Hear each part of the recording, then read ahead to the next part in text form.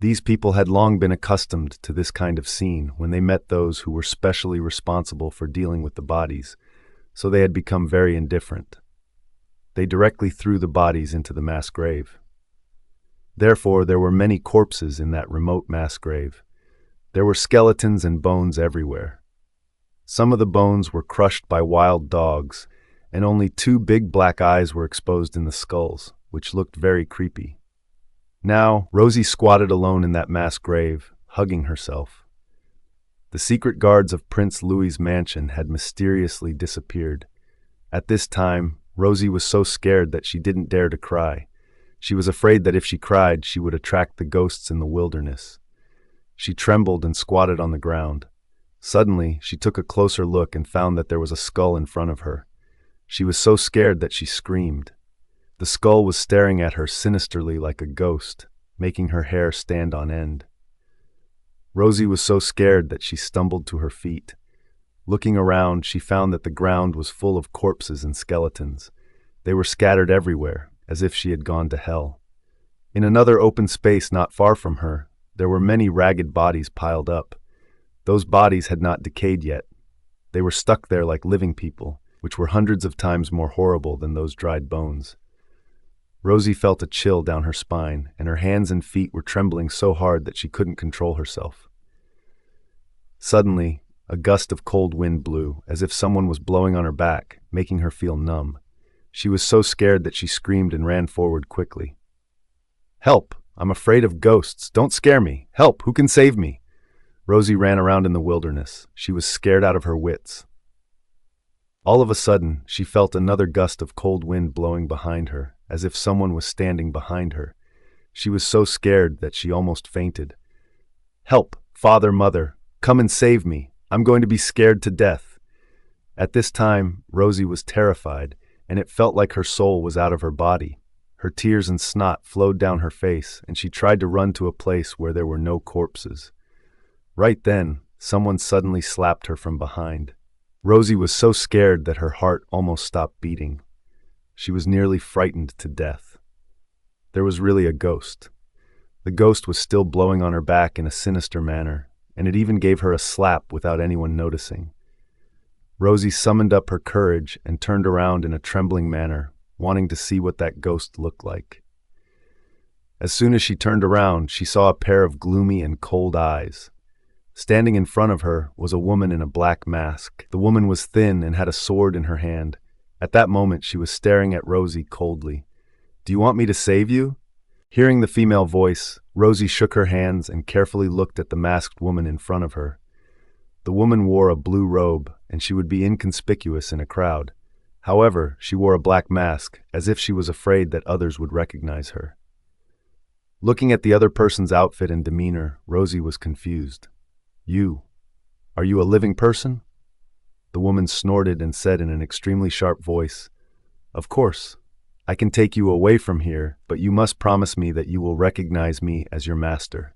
In the future, listen to my orders. I will teach you martial arts and poisons. In the future, you will be used by me." Hearing that, Rosie blinked her eyes in confusion. "Who are you? Why should I listen to you?" This woman wanted to be Rosie's master, and she wanted to teach her martial arts and poison? Did this woman want to use Rosie to poison others? Rosie could often get in touch with all kinds of high-ranking officials in the Jomari kingdom, as well as princes and princesses. This woman's identity was mysterious. She must be a killer from an assassination organization. She was only going to save Rosie so that she could use her. Rosie felt that she could not easily agree to the other party's request. Otherwise, she would become that woman's puppet. Seeing that Rosie still dared to be stubborn at this time, the woman snorted with disdain, and her eyes showed a ghost-like bloodthirstiness. "I will only give you one chance. If you don't want it, I will kill you right away and let you die with these bodies." After the woman finished speaking, she pulled out the sword in her hand angrily, and the cold tip of the sword pointed directly at Rosie's eyes. Rosie was sure that this woman was very cold-blooded. If she couldn't get Rosie, the woman would kill her at will. At this time, Rosie was very frightened. She was afraid to stay in the mass grave, but she was also afraid that this woman would kill her. After thinking about it, Rosie felt that her life was more important. It was better to be a puppet than to die in the mass grave. Rosie would promise this woman first, then after she left the mass grave and kept her life, she would deal with her. "Okay, miss, I'll listen to you. I'll go with you and recognize you as my master. Take back your sword and take me away from here." Rosie rolled her eyes and said cautiously. When the woman heard that, her eyes were gloomy and cold. She immediately put away her sword, grabbed Rosie, and left. "You are sensible. I'm warning you. If you dare to play tricks, I will make sure you will die a terrible death." Rosie was so scared that she wanted to cry. "I don't dare to play tricks. Master, may I ask, what is your name?" "Cut the crap. You don't deserve to know my name." After the female killer finished her evil words, she lifted the huge robe on her body, pulled Rosie towards her chest, and left that place. In the subdivine attic, the moon was dark, the wind was strong, and the night sky was hazy. At this time, it was most suitable for one to climb over the wall and run away. Fabian was domineering and said that he wouldn't let Leylani go home. Couldn't she jump over the wall and run away? Thinking of the red-eyed child locked up in the dungeon, Leylani couldn't eat or sleep well and wanted to go back to see him. She wouldn't really run away. She just quietly returned to the mansion for a night and would come back early the next morning. The gate of Prince Louis' mansion was heavily guarded, so they did not allow her to go out. Leylani snorted in her heart. If she was not allowed to go through the gate, could she not climb over the wall in the backyard? Anyway, Leylani had a rough understanding of the secret guards of Prince Louis's mansion. In fact, there were not many of them, and most of them were guarding the divine firmament house. There were no secret guards in the backyard where she wanted to climb over the wall. After making up her mind, Leylani walked to the wall of the most remote courtyard in Prince Louis's mansion. After observing the terrain of the courtyard, she found that the surrounding walls were built quite high. Leylani didn't know the lightness skill, so she couldn't climb over with her own strength. She could only ask Yulia to stand on the ground and help her up. She wanted to see if she could climb up with Yulia's help. "Miss, be careful, don't fall." After saying that, Yulia put her hands on the wall. Yulia gritted her teeth, lowered her body, and said to Leylani, "Miss, climb up quickly. The wall is tall and slippery. You must be very careful." "Well, don't worry. I'll come back early the next morning. Come to pick me up at about 11 o'clock tomorrow morning. If Aunt Elaine knocks on the door, don't open it. Just tell her that I'm sleeping. Don't let them disturb me." After saying that, she stepped on a stone on the ground and climbed on Yulia's back. Then she put her hands on the edge of the wall and stepped on Yulia's shoulder. Yulia gritted her teeth, slowly straightened her body, and helped Leylani up to the high wall. As soon as Yulia stood up straight, Leylani slowly climbed up the wall. Fortunately, the wall was wide enough, so she quickly climbed up and looked at the green stone floor under the outer wall. She was a little dumbfounded. With Yulia's help, it would be easy for her to get up, but it would be difficult for her to get down. At this time, a cool night breeze blew over. The night breeze blew over Leylani's long hair and her white robe. At this time, she stood on the tall wall of the courtyard. Her figure looked lonely and isolated, and her white sleeves fluttered in the wind. She raised her hands slightly. Her posture and temperament made her look like a fairy who had returned from the moon. The spotlessly white color slowly merged with the night. Leylani enjoyed the breeze and the beautiful scenery of the pale moon, and thought about how to climb down. Suddenly, an emotionless and cold voice came from below. "What are you doing on the wall?" As soon as Leylani heard the sound, she was startled and panicked. She accidentally stepped on a piece of moss and slipped, and her whole body fell. "Miss!" Yulia was so frightened that she screamed and looked nervously at Leylani. As soon as the soles of her feet slipped, Leylani hurriedly tried to stabilize herself. "Oh no, if I fall from this high wall, I'll be disabled even if I don't die," she thought. Leylani quickly closed her eyes, thinking about her impending death. However, just when she thought she was going to fall to the ground, her body suddenly fell into a warm and strong embrace. Leylani did not dare to open her eyes because she seemed to be very familiar with the man's voice just now. It was very cold, a little bit like Fabian's fierce voice. If it was Fabian who caught her in time, he had caught Leylani on the wall, trying to run away, and she did not know how he would deal with her. Therefore, Leylani did not dare to open her eyes for a while. She tilted her head, closed her eyes, and pretended to faint. Fabian was originally practicing martial arts on the roof of the Divine Firmament House, and he wore a black robe. When he was practicing his lightness skill and flying over the eaves and walking on the walls, he suddenly heard a rustling sound. He followed the sound and flew over. When he stood on the high wall, he saw that Leylani had climbed up the high wall and was about to run away. Fabian immediately spun his robe and flew to the top of the high wall. When he spoke up coldly, Leylani was frightened and fell down. At that time, Fabian didn't even think about it. He flew forward lightly. Before Leylani fell down, he stretched out his hands and caught her in time. Then, he opened his fan-like eyelashes and saw the woman lying in his arms, pretending to faint. Seeing this, Fabian's extremely cold eyes narrowed slightly, and a cold light flashed in his eyes. He said in a cold voice without any emotion, "If you want to pretend to be dead, I don't mind burying you now." All of a sudden, Leylani's eyes flew open, and there was a flash of brilliance in them. She raised her eyes and met Fabian's beautiful and ethereal eyes. Being stared at by his strong gaze, she suddenly felt numb all over her body, as if she had been shocked by electricity. She quickly climbed out of his embrace and stood still in front of him.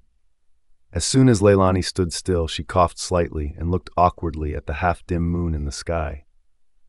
"Ahem. Your Highness, the moon is so beautiful this night. I really can't help but want to enjoy the moonlight more, so I climbed up the wall. Standing on the wall and watching the moon is really a special feeling." "So, is that the reason why you jumped over the wall and wanted to run away?" Fabian was fierce. How could a smart person like him be fooled by Leylani's lie? His gaze was cold as he looked at her. No matter what, Leylani couldn't fool Fabian. She instantly felt her neck go stiff. This man's murderous intent was so strong that she even suspected that her head would soon become his stool. She gave a stiff smile and coughed softly. "I definitely didn't want to run away. I came out to admire the moon. If you don't believe me, you can ask the moon. It must know that I was admiring it carefully just now." If he asked the moon, would the moon answer him? When Fabian heard what Leylani said, his voice was so cold that it sounded as if it had come out of an ice cellar. It made people feel frozen all over. "Do you think I am a 3-year-old child?" Did she think she could fool him at will? Seeing that Fabian was always fierce and cold, Leylani took back the flattery on her face and made up her mind. She coldly spread out her hands and said, "Your Highness, I'm here to help you detoxify your poison. I'm not your wife, nor your servant, yet I don't have the freedom to go anywhere I want. You can't interfere with my freedom. You can't restrict my freedom and imprison me in Prince Louis's mansion." What if I want to restrict it? It was the first time that Fabian had heard of the word freedom from a woman. There were so many women in the world who only stayed at home, but he could actually meet a woman who wanted freedom. In Fabian's world, there was no such thing as freedom. All the women in the world wanted to enter Prince Louis's mansion. Even if she was a maid, she wanted to be the maid of Prince Louis's mansion. However, when Leylani came in, she wanted to run away. What kind of woman was she? It made him feel that he could not figure her out. It was the first time Fabian had met a woman with such a strange mindset like Leylani. What she did seemed to be incompatible with the norms of the world. She seemed to be very respectful to him on the surface, but he could see that she was very cold and arrogant deep down and did not take anyone seriously at all. Leylani was not really afraid of him or respected him. Who gave her the courage to have such a fearless heart? When Leylani heard Fabian's arrogant words, she was not angry. This man was a prince whom no one dared to disobey. She would only put herself in danger if she got angry with him. Leylani had no one to rely on, no martial arts skills, and she had a poisonous needle in her heart. How could she fight against him, who had thousands of troops? If she was not careful, she would be shot into pieces by his thousands of arrows. Therefore, Leylani suppressed the dissatisfaction in her heart, pouted her mouth lightly, and opened her big, watery eyes innocently. In fact, I have cured half of the poison for you, and I wrote the prescription for the treatment of the golden silkworm poison for Howard. There are so many famous doctors in the palace, and I don't think any of them are mediocre. I believe that you will soon find the person who can solve the golden silkworm poison." "Are you threatening me?" Fabian snorted. If he could find someone else to cure his poison, why would he need her? Leylani rolled her eyes and smiled faintly. "I don't dare. I just think that I'm ignorant. I'm afraid that I don't have the ability to remove the golden silkworm poison." "If you are ignorant, wouldn't those quacks in the palace be even more useless and ignorant?" Fabian sneered and said, You think very quickly. All right, I will give you one night. The next morning, I will see you in the subdivine attic." Hearing Fabian's words, Leylani quickly went up to him and smiled like a blooming flower. "Thank you for your help, Your Highness. You are indeed the most generous and kind-hearted person in the Jomari kingdom, worthy of being a prince." Hearing Leylani's flattery, Fabian's lips curled up. He never felt that he was generous, kind, and so on. Those words were useless to him. He had been immune to them for a long time. Upon seeing that, Fabian frowned helplessly. He seemed to have been fooled by the girl that night. As a god of war, he could do nothing to this woman. "That's enough. It's getting late. Go back quickly." After saying that, Fabian straightened his back and jumped onto the high wall. His black silk robe was blown up by the wind, and his black hair fell down. He stood there as proud and beautiful as a demon, giving people a sense of pride, coldness, and loneliness. As expected, Fabian was the most handsome man in the Jomari kingdom. He was as beautiful as a fairy, and he would be able to overshadow all the male celebrities in an instant. Moreover, he had the aura of the god of war and a prince that others did not have. He raised his eyebrows slightly, like a god from ancient times. Such a domineering and arrogant man, of course, Leylani did not dare to provoke him. With his permission, she rushed back to the Millington mansion. After she walked for a while, she looked back and found that the immortal-like man had already disappeared from the roof. She only saw a corner of his black clothes. Leylani was not very familiar with the streets of the capital city. Fortunately, with Fabian's protection, the Jomari kingdom had not had any wars with other countries in the past 7 or 8 years, so the world was peaceful. Therefore, even if a weak woman walked on the streets at night, no one dared to rob her. The roadside shops were still open, and there were often people coming in and out to buy things. There were also many people on the street, which made her feel much more at ease. Prince Louis' mansion was very close to the general's mansion, so it only took Leylani about half an hour to return home. However, she did not go through the main door. Instead, she went through the side door, climbed over the wall, and entered her own moon house. At that moment, there was only one room in her moon house that was lit. She guessed that Asia was in the room because besides Leylani and Yulia, Asia was the only person in her pavilion. Since Leylani had snuck back to the estate, she naturally did not want Asia to know where she was. Suddenly, she remembered that Asia loved to touch her own body. Immediately, Leylani raised her eyes with interest and prepared to peek through the hole that she had poked in the window the last time. Just then, she felt a hand gently patting her shoulder. Leylani was startled, and she suddenly turned around. At the same time, she clenched her fists and was ready to attack. When she turned around, she saw a pair of enchanting eyes on an extremely beautiful face. The man was looking at her with a smile.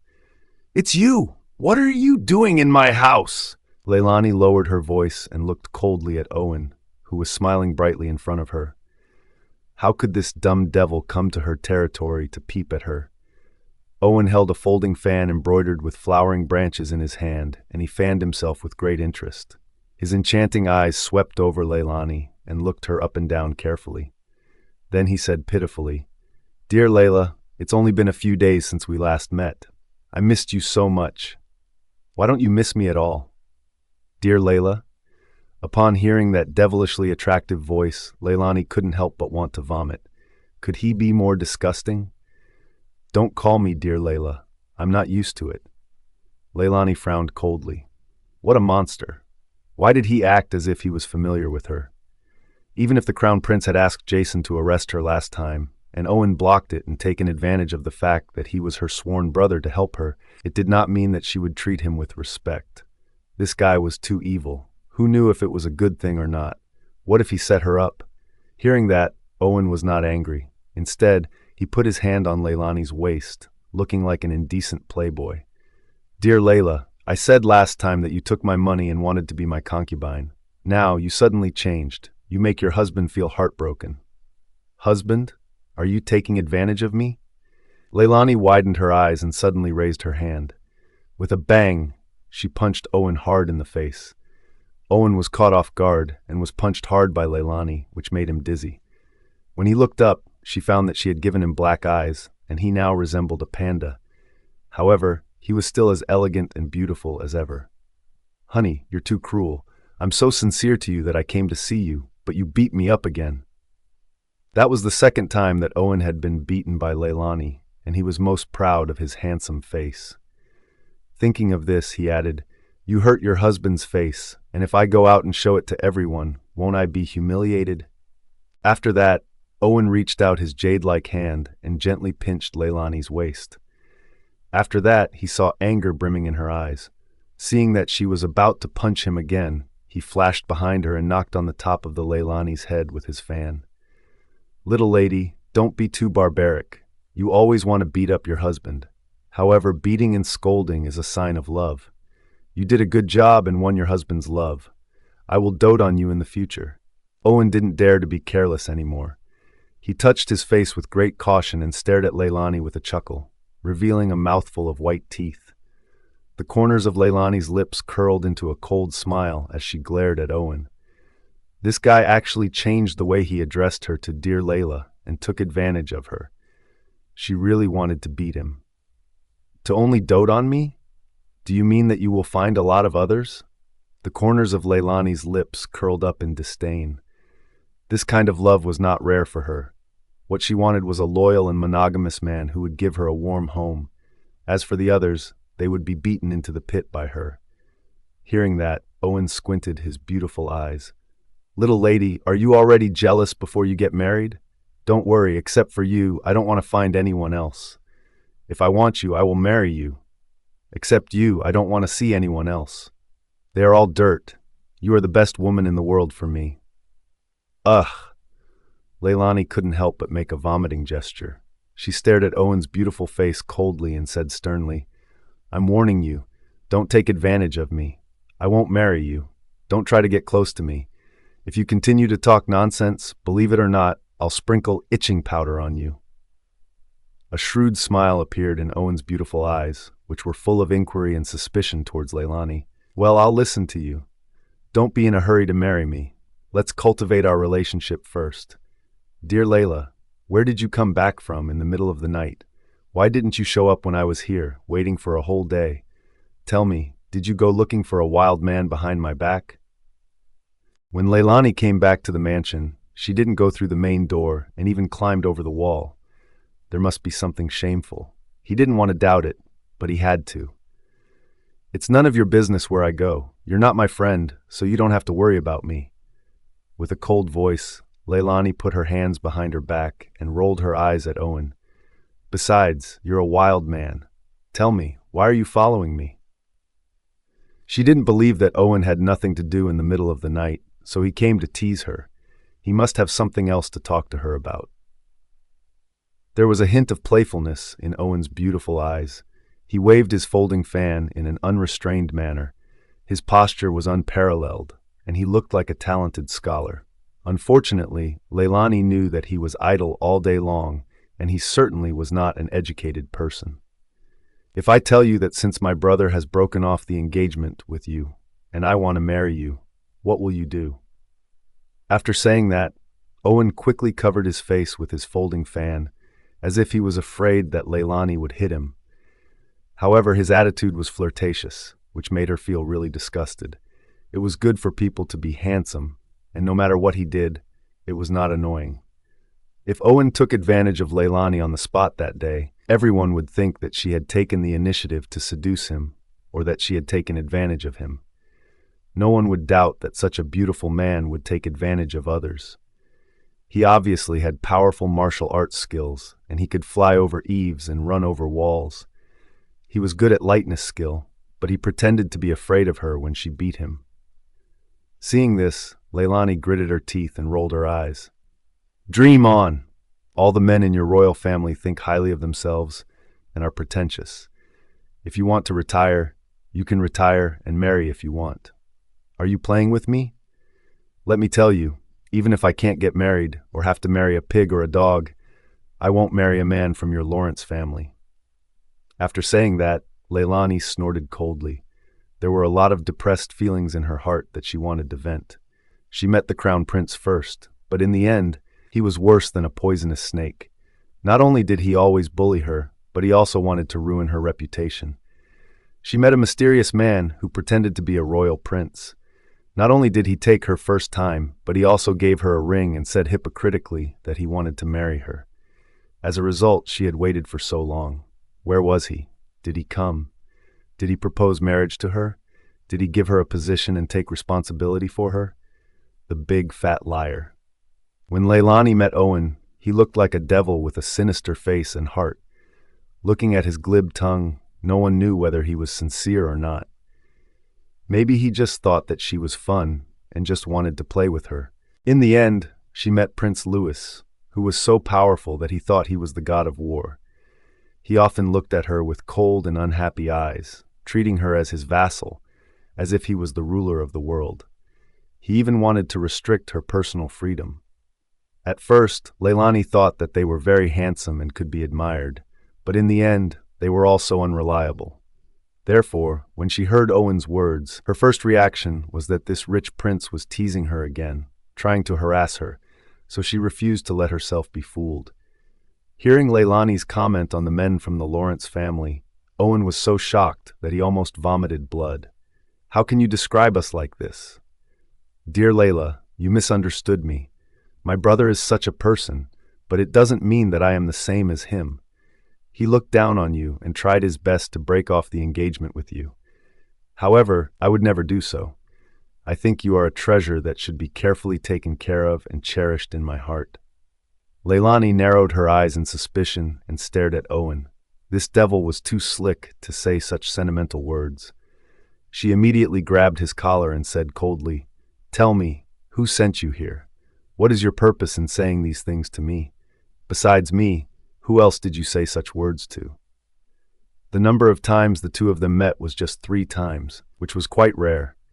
However, Owen actually wanted to marry her as soon as he arrived. Leylani would not believe it.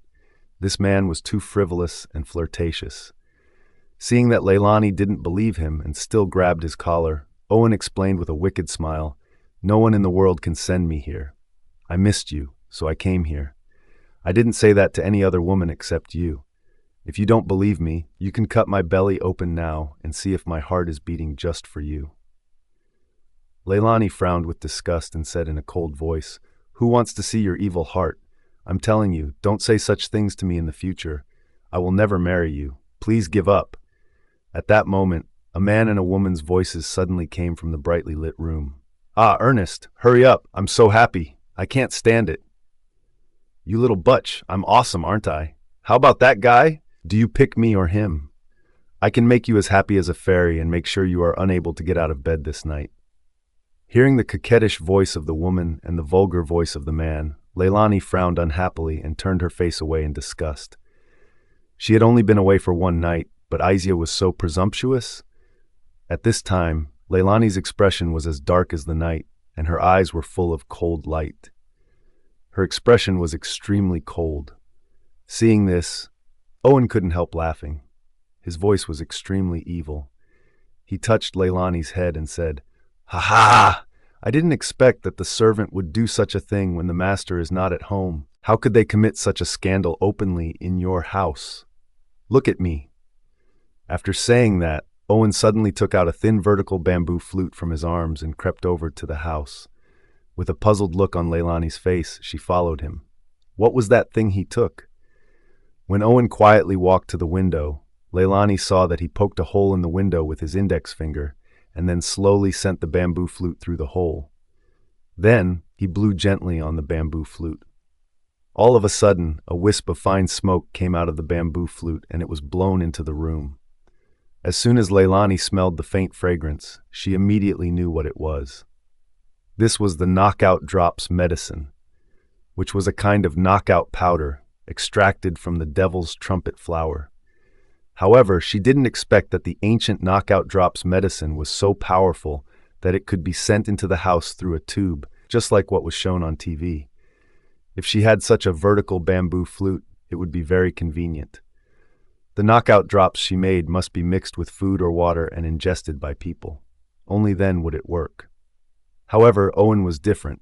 If he blew the medicine out without anyone noticing, the people inside would faint.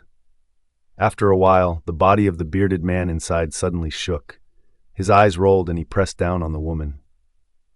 Aisha, who was completely naked, let out a soft cry. Soon, she too rolled her eyes and fainted.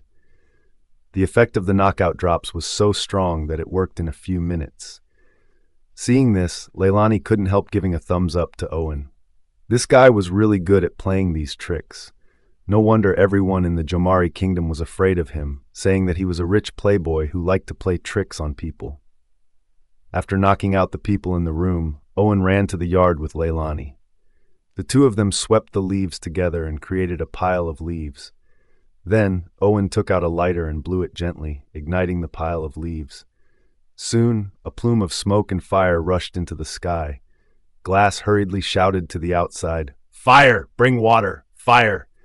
Not far away, the patrolling guards heard the noise and quickly rushed towards the moon house. When Leylani was about to hide in the corner, she was held by Owen. She stared at him coldly and was about to knock his hand away. Suddenly, he said with an enchanting smile, "Do you want to be discovered by them? Let's go. I'll take you to the roof. You can see the beautiful moon and watch the good show." After Owen finished laughing frivolously, he wrapped his arms around Leylani and kicked lightly with the help of the stones at his feet. Then he slowly flew up to the roof with Leylani in his arms. After standing on the roof, Owen let go of Leylani and looked at her with a faint smile.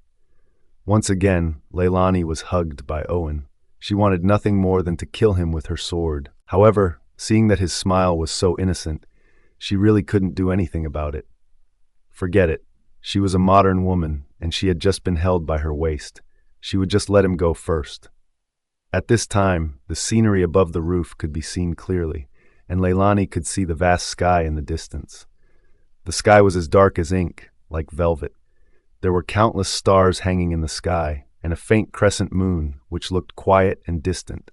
In the distance, a gust of breeze blew over, blowing up Leylani's robes, and there was a strong osmanthus fragrance in the air that was refreshing and pleasant to smell. Right then, the man in front of her was looking at her with a smile. His smile was frivolous and mischievous, as if he wanted to have fun. Leylani could not help but smile. Owen was smiling so flirtatiously, like a pervert. It was really a bad sight. At that moment, not far away, a large number of guards had already run over. They lit torches, holding pots and buckets of water in their hands. They came to deal with the flames of the moon house. In a hurry, on the other side of the yard, a beautiful woman in red silk satin and pearl hair pins also led people to run over. At a glance, Leylani found that the woman in gorgeous clothes was none other than Rebecca. Since she time-traveled here, she had never communicated with Rebecca. They had only met a few times, but they did not say anything. Rebecca was now Sebastian's favorite woman, but her parents' family had no background or status. Her father was just a doctor, so her status in the mansion was far inferior to that of the first Madame Patricia. However, in this mansion, Rebecca was the only one who could fight with Madame Patricia. That was because she was younger, more beautiful, more delicate, and healthier than Madame Patricia. Sebastian doted on Rebecca very much. When Leylani saw Rebecca's swaying breasts as she ran, she finally understood why Sebastian had always doted on this woman. It turned out that he liked her big breasts. Humph, all men were the same. Men would easily betray others for a woman with big breasts. Leylani's mother was very kind to Sebastian at that time, but she lost his favor as soon as she got pregnant. Sebastian, an old pervert, was ruthless to her mother, who was a talented woman. However, he doted on Rebecca, who was very curvaceous. He did not hesitate to go against Madame Patricia for her. Rebecca soon received the news and rushed over with a group of servants. As soon as she ran over, she screamed, "It's on fire!" Fortunately, Leylani is not inside. Who set off the fire? As soon as Rebecca finished speaking, she had already run into the small yard of the moon house. However, as soon as she ran into the small yard, she stood there awkwardly. No wonder the guards who had run over didn't shout anymore. There was only a small pile of fire on the ground, as if someone had deliberately burned it. The house wasn't on fire at all. Seeing that, Rebecca's expression looked terrible, and she seemed disappointed. Seeing her like that, Leylani could not help but think, there is no hatred between me and Rebecca, but this woman came here as soon as she received the news. Does she want to find an opportunity to make trouble for me? What on earth was the reason? It seemed that all the women in the mansion were not easy to deal with. They all wanted to deal with Leylani. All of a sudden, Leylani thought of Sebastian. Ever since she had beaten the crown prince, she had been hated to the core by her father and had been imprisoned in the dungeon. Rebecca might want to ask Sebastian for credit, so she was waiting for trouble. She wanted to get Sebastian's favor by punishing Leylani. Moreover, Rebecca had a genius daughter who was studying medicine outside with a famous teacher. The daughter was called Leylani Millington. She was 16 years old and was about to get married. Suddenly, Leylani thought of something. She had accidentally heard Amber and Nicole chatting. Amber said that when Leylani once prayed in the church, she accidentally glanced at the seventh prince. Immediately, Leylani felt that the seventh prince was so beautiful that even the heavens would be jealous of him. Thus, she began to have a crush on the seventh prince. He was the man whom Leylani wanted to marry the most. When Leylani thought of how Owen had recognized her as his sworn sister and protected her in front of the crown prince, she finally understood. At that time, Rebecca was also there and saw everything clearly. She was jealous that Owen had protected Leylani and wanted Leylani to marry him, so Rebecca wanted to get rid of Leylani for her daughter. Sure enough, even compared to a green bamboo snake and a wasp, the most poisonous thing in the world was a woman's heart. Leylani didn't do anything, but she accidentally offended someone. Thinking of this, she couldn't help but glare at the culprit who didn't know anything. "It's all because of you. If it wasn't for you, she wouldn't bother me." Owen raised his eyebrows in confusion and looked at her innocently. "She? Who is she? Do I know this old woman? Her chest is big, but she is a little old." With a bang, Leylani raised her hand coldly and punched Owen in the chest, which almost made him bleed internally. He covered his chest with his hands and frowned tightly. This girl had hit him so hard that his heart and lungs were almost broken. Owen clutched his chest tightly and suddenly looked at Leylani with a sad expression on his face. He said intermittently with his red, thin lips, You actually tried to murder your husband." Leylani glared at him and waved her fist at him. Her voice suddenly became cold like a mad beast. "I told you, don't take advantage of me anymore." At that moment, Leylani saw that Rebecca had ordered someone to put out the bonfire in the yard. Then, Rebecca walked into the house coldly and said, "Leylani's courtyard is on fire. Why didn't the maid guarding the courtyard come out? These maids are too unruly. If I was to be the mistress, I would never allow such a thing to happen." As Leylani watched Rebecca walk to the door, the corner of her mouth curved into a cold smile. The show was about to begin. Rebecca led her people into the room and saw the candlelight inside. Her expression suddenly became very ugly. "Who are those people working for Leylani? Why are you still hiding inside? Why don't you come and open the door? Come on, open the door for me. I'd like to see who is so bold to ignore me." Leylani rolled her eyes coldly. You're just a concubine. How dare you act like the main wife?" she thought. If Madame Patricia, who was extremely jealous, heard that, she would definitely fight with Rebecca. At this time, Owen, who was beside her, suddenly pricked up his ears. After listening for a while, he smiled evilly at her with his bright and beautiful eyes. "Dear Layla, someone is coming again. Listening to the footsteps, there are no less than 20 people. It's going to be a good show again." Sure enough, after a while, Leylani saw that not far away, Madame Patricia, dressed in blue, was coming with a group of maids. Madame Patricia was there to seize power. She was afraid that Rebecca would take away her position as the matriarch. Madame Patricia was in charge of all these things, but Rebecca took the lead that day. How could Madame Patricia be willing to let the matter go? However, these old women both went to Leylani's courtyard. Did they think that she was the easiest to bully? Leylani sat on the roof coldly. She didn't show up, but she sat and watched the fight. Madame Patricia soon arrived at the moon house. At this time, Rebecca was about to ask someone to open the door. Seeing Madame Patricia rushing in such a hurry, Rebecca's beautiful eyes were charming. She smiled coldly at Madame Patricia and said, "Oh, Madame Patricia, you came so fast. It hasn't been long since you arrived. Why are you in such a hurry?" Madame Patricia glanced at Rebecca with a dark expression. When she saw that Rebecca was dressed so flamboyantly, she could not help but snort. "I am the mistress of the general's mansion, and I am in charge of household affairs. If anything happens to my family, of course, I will be the first to rush forward and deal with it." In other words, Madame Patricia meant to say, "You're just a random woman who will go wherever something happens." After Madame Patricia finished speaking, she looked at Rebecca's dress again.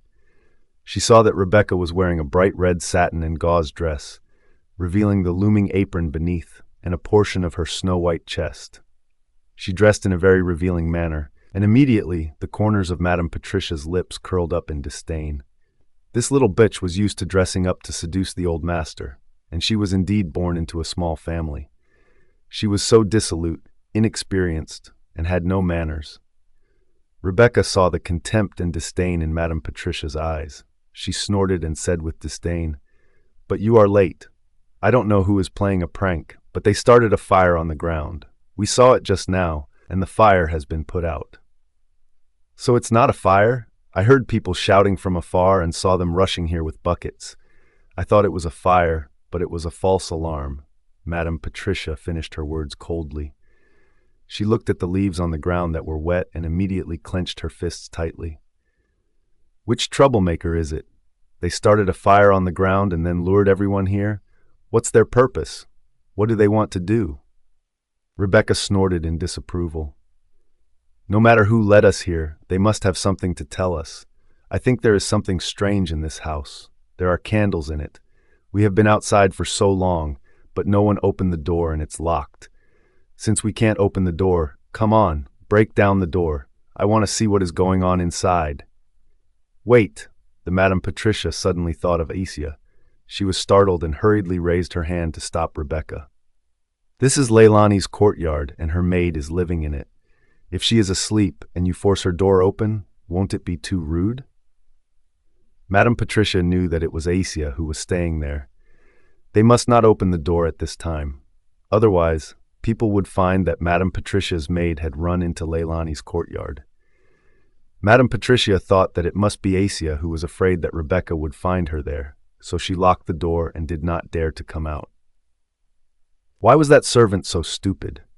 Even a pig was smarter than her. Knowing that someone was coming, she hurried to hide in a bright room. Wasn't she obviously asking someone to capture her?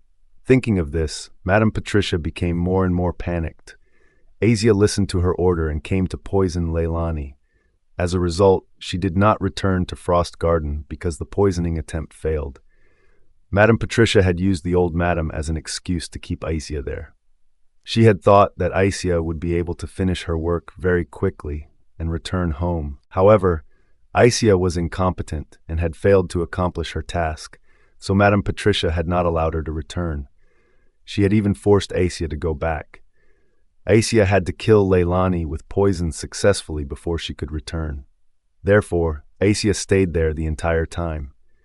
Recently, the old madam has been praying behind closed doors, and no one had seen her. Madame Patricia thought that if Leylani did not have the chance to meet the old madam and ask about Asia, she would be able to leave Asia behind boldly. Unexpectedly, the fake fire that night attracted Rebecca's attention. Rebecca was not easy to deal with. If she knew that Asia was there, she would definitely tell Sebastian and the old madam. Hearing Madame Patricia's objections, Rebecca rolled her eyes in confusion and said with a fake smile, "Madame Patricia, when did you become so polite? You have always looked down on the servants in the mansion, haven't you? Even if the girl was asleep, she didn't wake up after making such a big noise outside. It's so strange. I suspect there is something wrong. Could it be that there is an assassin inside, and she was kidnapped by the assassin, so she didn't dare to make a sound? How is that possible? How could there be an assassin in the general's mansion? Madame Patricia shouted and stepped forward. She clenched her hands tightly, feeling angry and anxious. What was going on with Asia? Was she in the room or not? Madame Patricia looked around and suddenly sensed a conspiracy. She didn't know if there was anyone in the room, and she couldn't make up her mind. However, she had a bad feeling that if the door was opened, it would be harmful to her. Seeing that Madame Patricia was going to stop her from opening the door, Rebecca looked her up and down. She narrowed her eyes meaningfully and said, "Madame Patricia, you have been stopping me from opening the door. Is there something inside that has something to do with you? What are you talking about? This is Leylani's courtyard. Even if there is something shameful, it has nothing to do with me." Madame Patricia's expression was dark and gloomy. Rebecca had forced Madame Patricia into a corner again and again. She did not take Madame Patricia as the matriarch seriously at all. She really wanted to skin Rebecca alive. Rebecca smiled sinisterly and questioned, "Since it has nothing to do with you, why did you stop me from breaking down the door?" "Because this is Leylani's place. Did you forget that she is now Prince Louis's stepsister?" She, the owner, had gone to help treat Prince Louis. "How dare you bring someone to crash her backyard? If she happens to know about this, she would never let it slide. By then, I'm worried things wouldn't end well with you." Madame Patricia used Leylani to threaten Rebecca, though she hated and despised Leylani from the bottom of her heart. There was no fear on Rebecca's face. She smiled coldly and said, "You must be hiding something in this house. You all better not be doing anything behind Miss Leylani's back. I shall be safe guarding her house on her behalf while she's gone." "How dare you? No one is to step one foot in without my permission. If anyone dares to, I'll peel off every inch of their skin." Seeing Rebecca eager to push through the door, Madame Patricia glared at her with fierce eyes, trying to threaten the servants with just her pair of cold eyes. After all, Madame Patricia was the hostess of the mansion. With their paycheck on the line, no one would dare to go against her words. Rebecca's servants were froze on their feet after Madame Patricia's death glare. The helplessness turned into fear as they looked from Rebecca to Madame Patricia, not knowing what their next move was. Seeing Madame Patricia threatening her servants, Rebecca hit the roof and said with a calm yet sharp light in her eyes, "Don't be afraid of her. You are my people. I pay your bills. I think that makes it clear who's the boss." She sneered at Madame Patricia as she finished her sentence. "Madame Patricia, although you're the middleman when it comes to their paycheck, but don't you forget that the real owners of this mansion are Master and Madame Millington. If news gets to their ears that you are narrow-minded and that you are taking revenge on my servants by not giving them their pay, and on top of that, threatening them, I'm not sure if you'll still be around." Rebecca was not someone to be messed with. She knew exactly how to counterattack Madame Patricia's threat, making her so angry that she started to feel uncomfortable. Her face covered in frost as she continued, "You dare to threaten me?" Rebecca sneered and raised her eyebrows. "How would I? I'm just speaking the truth." Madame Patricia suddenly leaned forward and looked at Rebecca with a gloomy face. "Don't forget that I'm still the hostess now. I'm in charge of the girls' marriages in this house. Whoever your daughter is marrying has to go through me.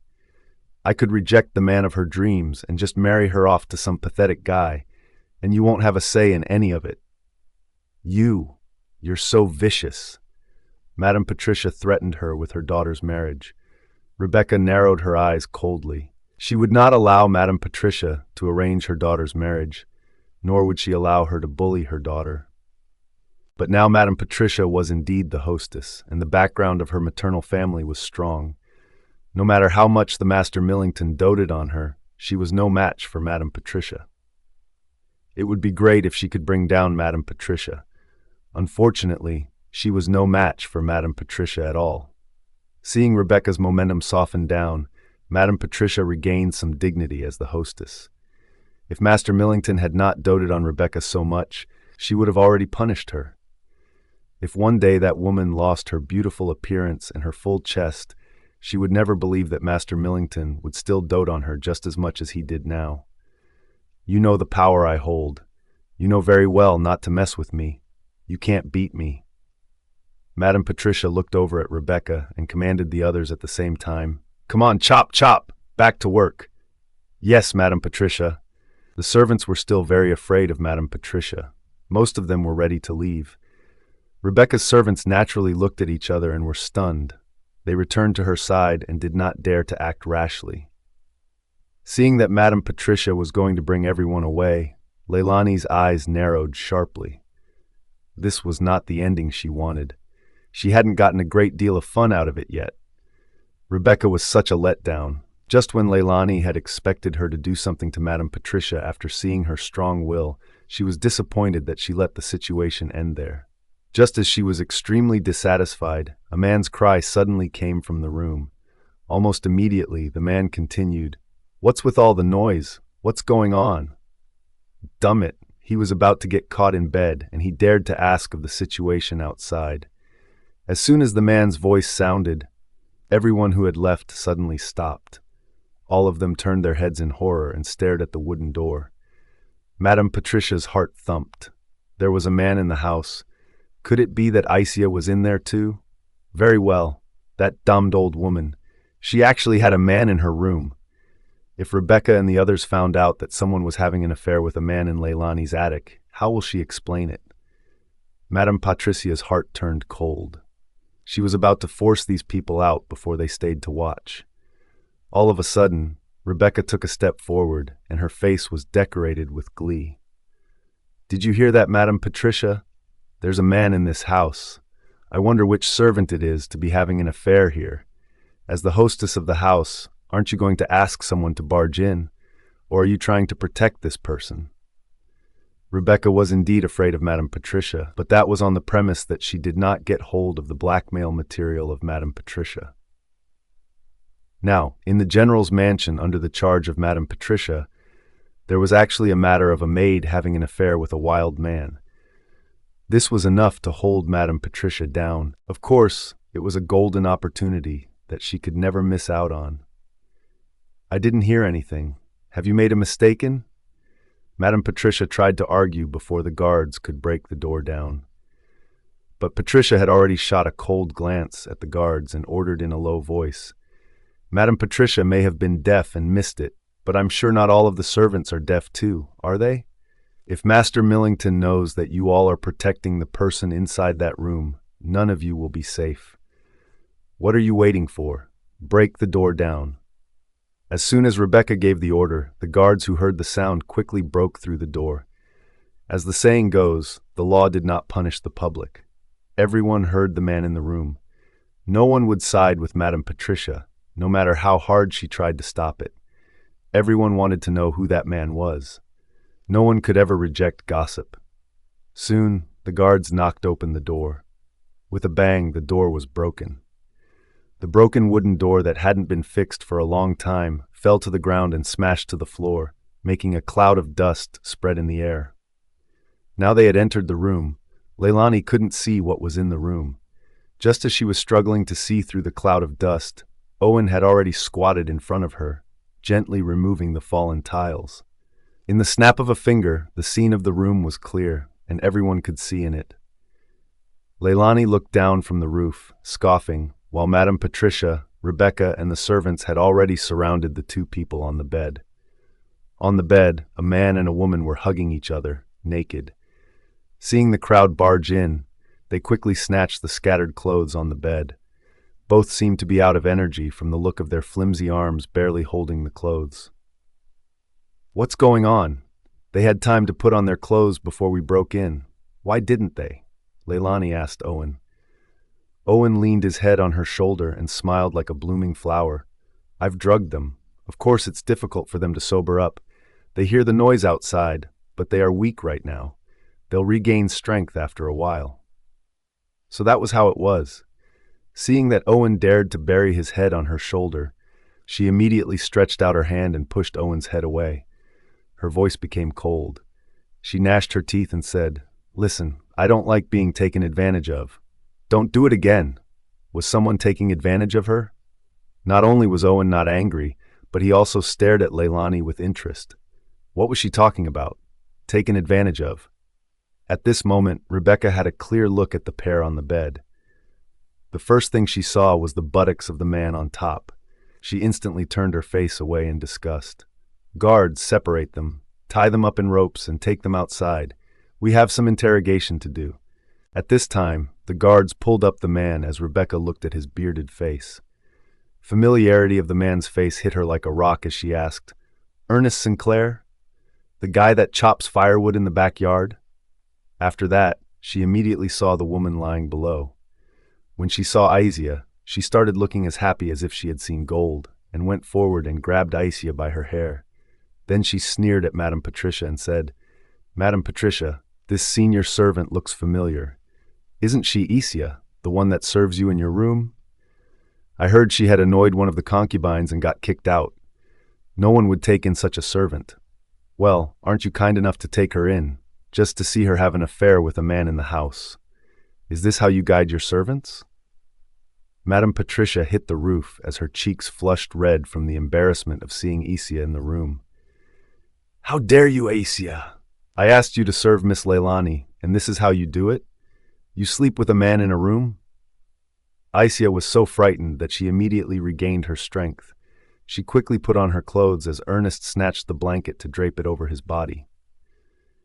"Madame Patricia, please spare my life. I don't know what's going on either. I am being framed."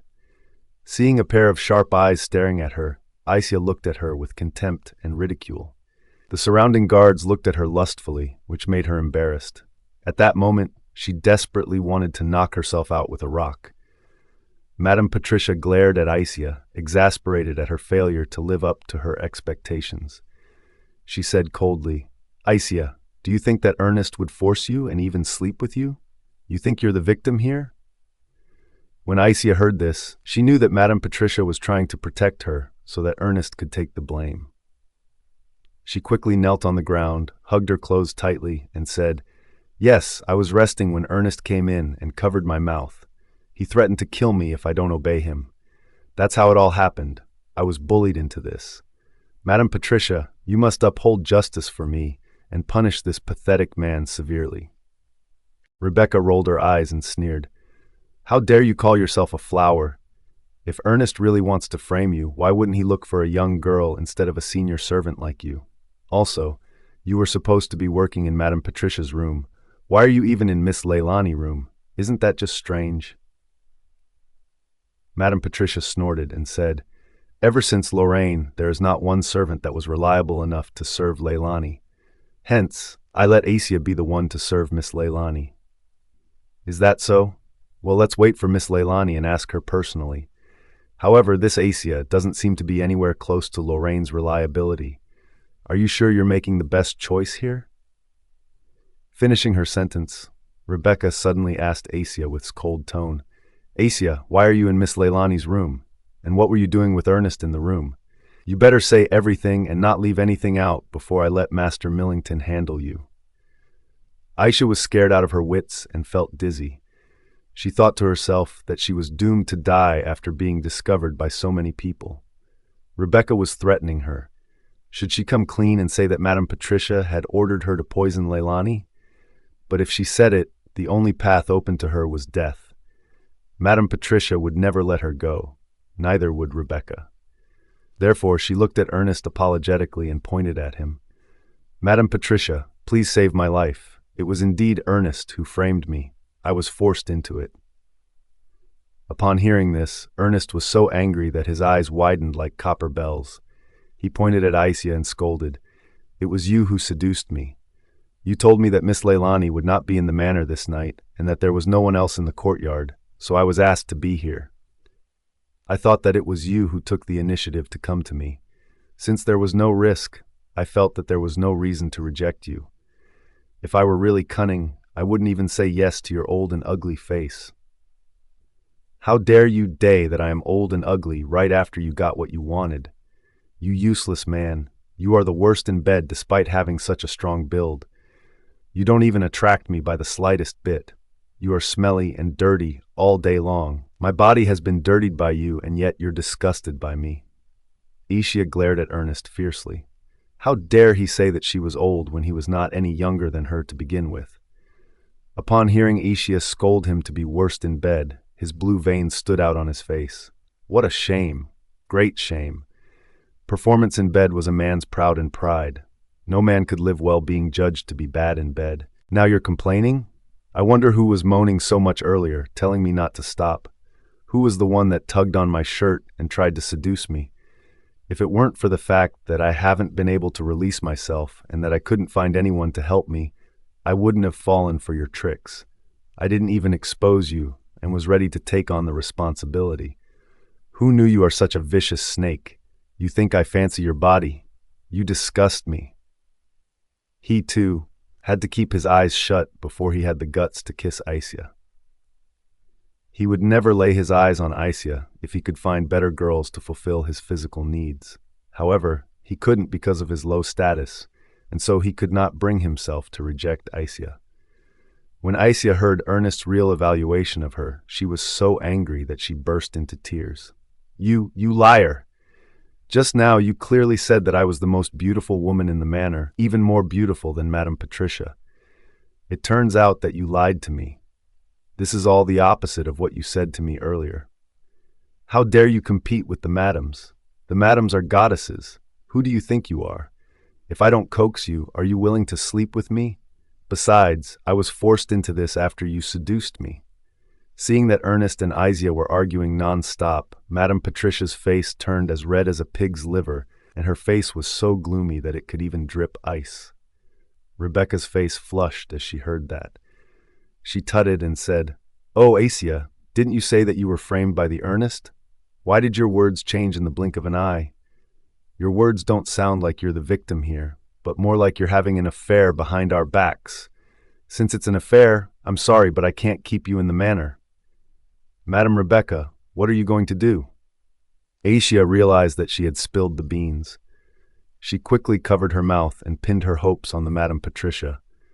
Madame Patricia was held at gunpoint as Aisia had the evidence of her asking Aisia to kill Leylani. Hence, Madame Patricia would definitely help her. Madame Patricia glanced at Rebecca coldly and did not speak for the time being. Rebecca gave a cold snort. "You had an affair in Miss Leylani's courtyard, ruining the general's mansion's reputation. Of course you should be heavily punished. Guards, drag both of them out of this house. Hit them 100 times each and feed them to the dogs if you will. Please, spare my life. I beg you to forgive me. I will die before I even get to 100 beatings." Aisia's body plopped to the ground, looking at Madame Patricia with hope in her eyes as she begged Rebecca. "Madame Patricia, I have always been loyal to you.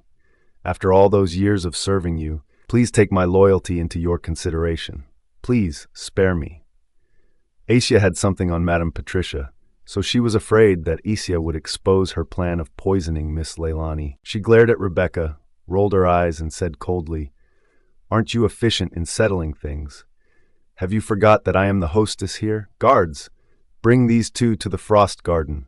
I will deal with both of them myself." "Hold on." When the Madame Patricia's people were about to take action, Rebecca stepped forward coldly and stood in front of them. Is Madame Patricia taking them to the frost garden to downplay this whole thing? Trying to resolve this without anyone knowing? They have committed a serious crime here, and everyone saw it. If you're handling them in private, I'm afraid that none of the audience would be satisfied with you. Madame Patricia glared at Rebecca fiercely. Her eyes were like two steel knives, and she wanted to cut Rebecca into pieces. "We don't know the truth of this matter yet.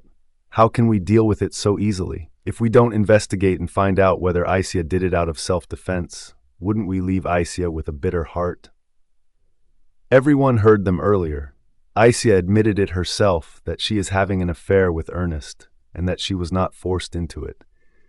"Madam, you must punish her in front of everyone. What if scandals like this spread and jeopardizes the general's mansion reputation? I believe it would not do Madame Patricia and Master Millington's reputation any justice either. You can't even imagine bearing the consequences of ruining the master's reputation." Rebecca sneered and glanced at Madame Patricia provocatively as she said. At that moment, Madame Patricia was put in the spotlight. She looked at the servant's eyes and asked with a frozen expression, "So what?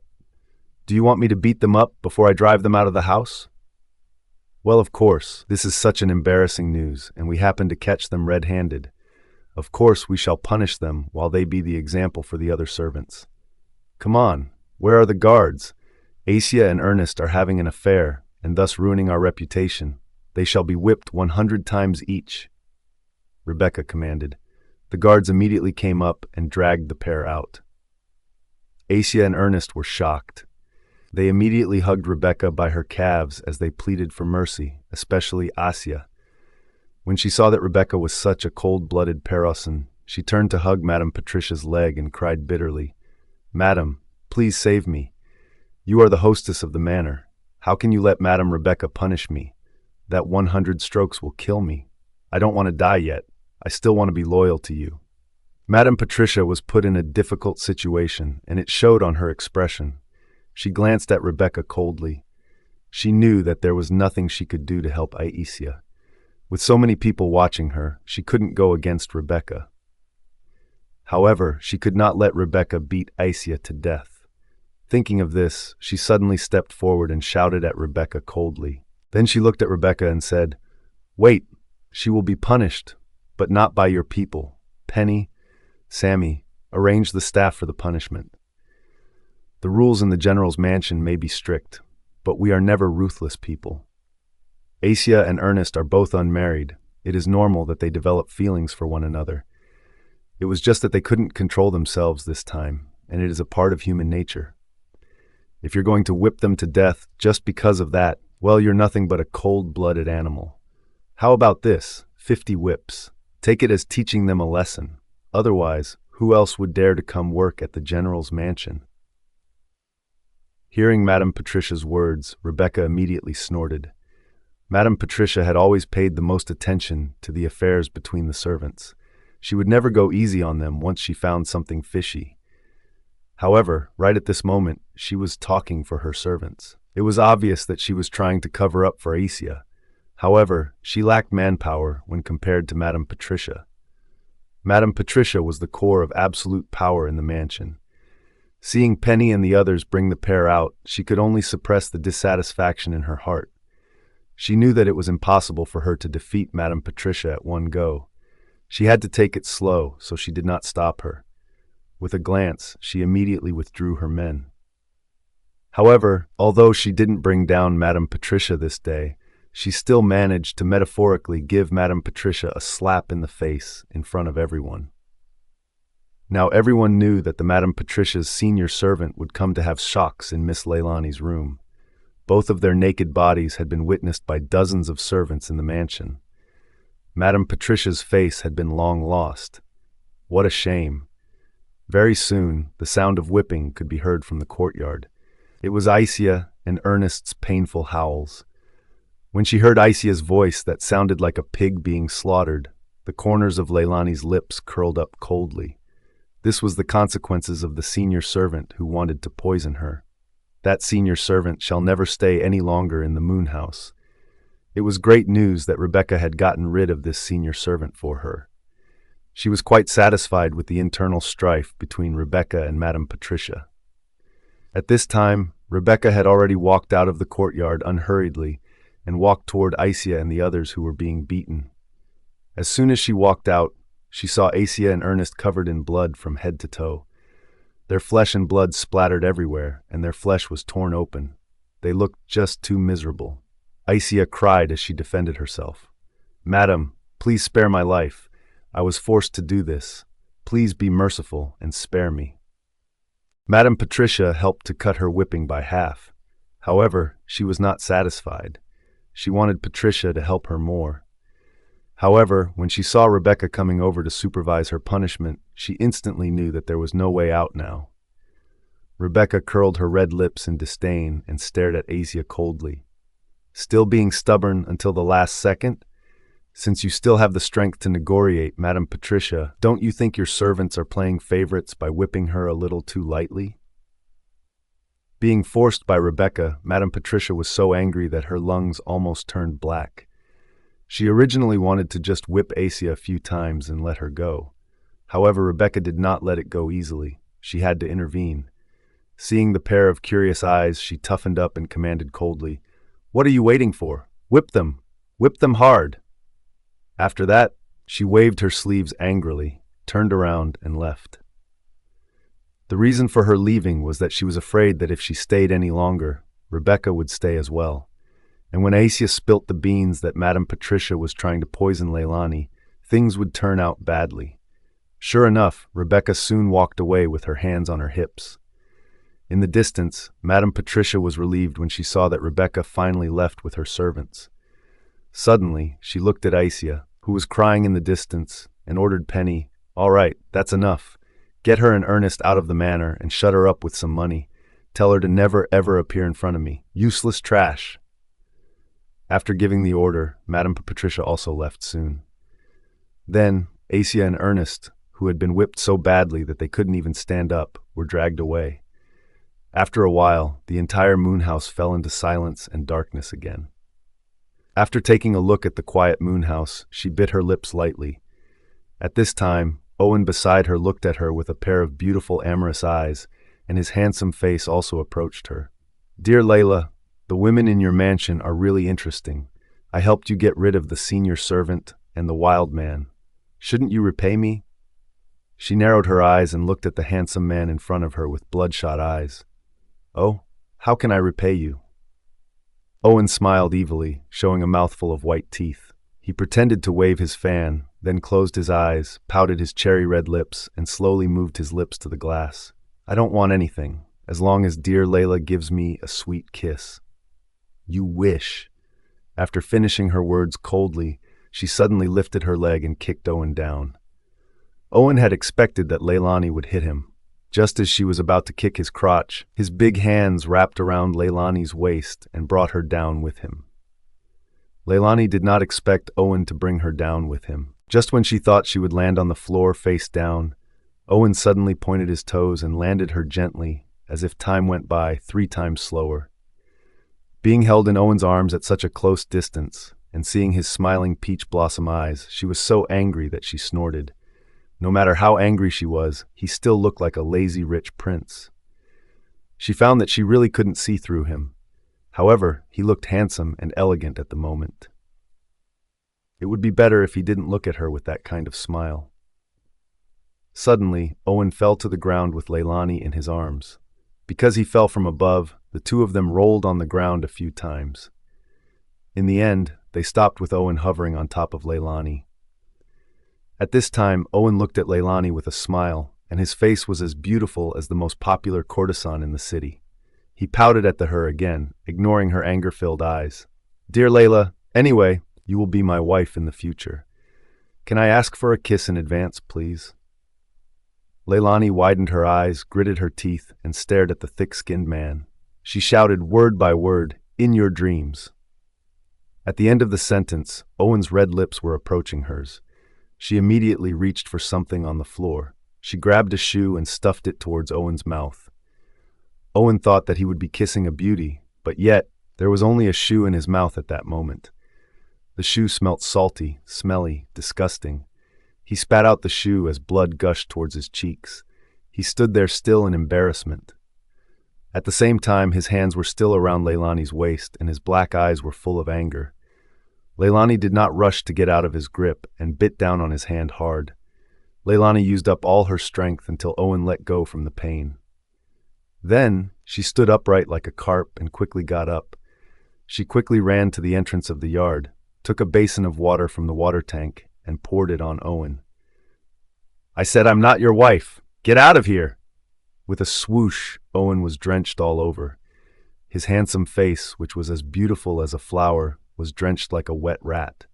He was stunned for a long time before he realized what Leylani did to him. How could there be such a hot-tempered woman in this world? Being the high and mighty prince that he was, he didn't care about her identity. He had taken the initiative to throw himself at her and showed his kindness to her, but she still stuffed him mouth with a shoe. At this moment, his face was flushed red. Looking at the pink shoe thrown on the ground by him, his body was covered with a thick layer of frost, and his face was extremely ugly.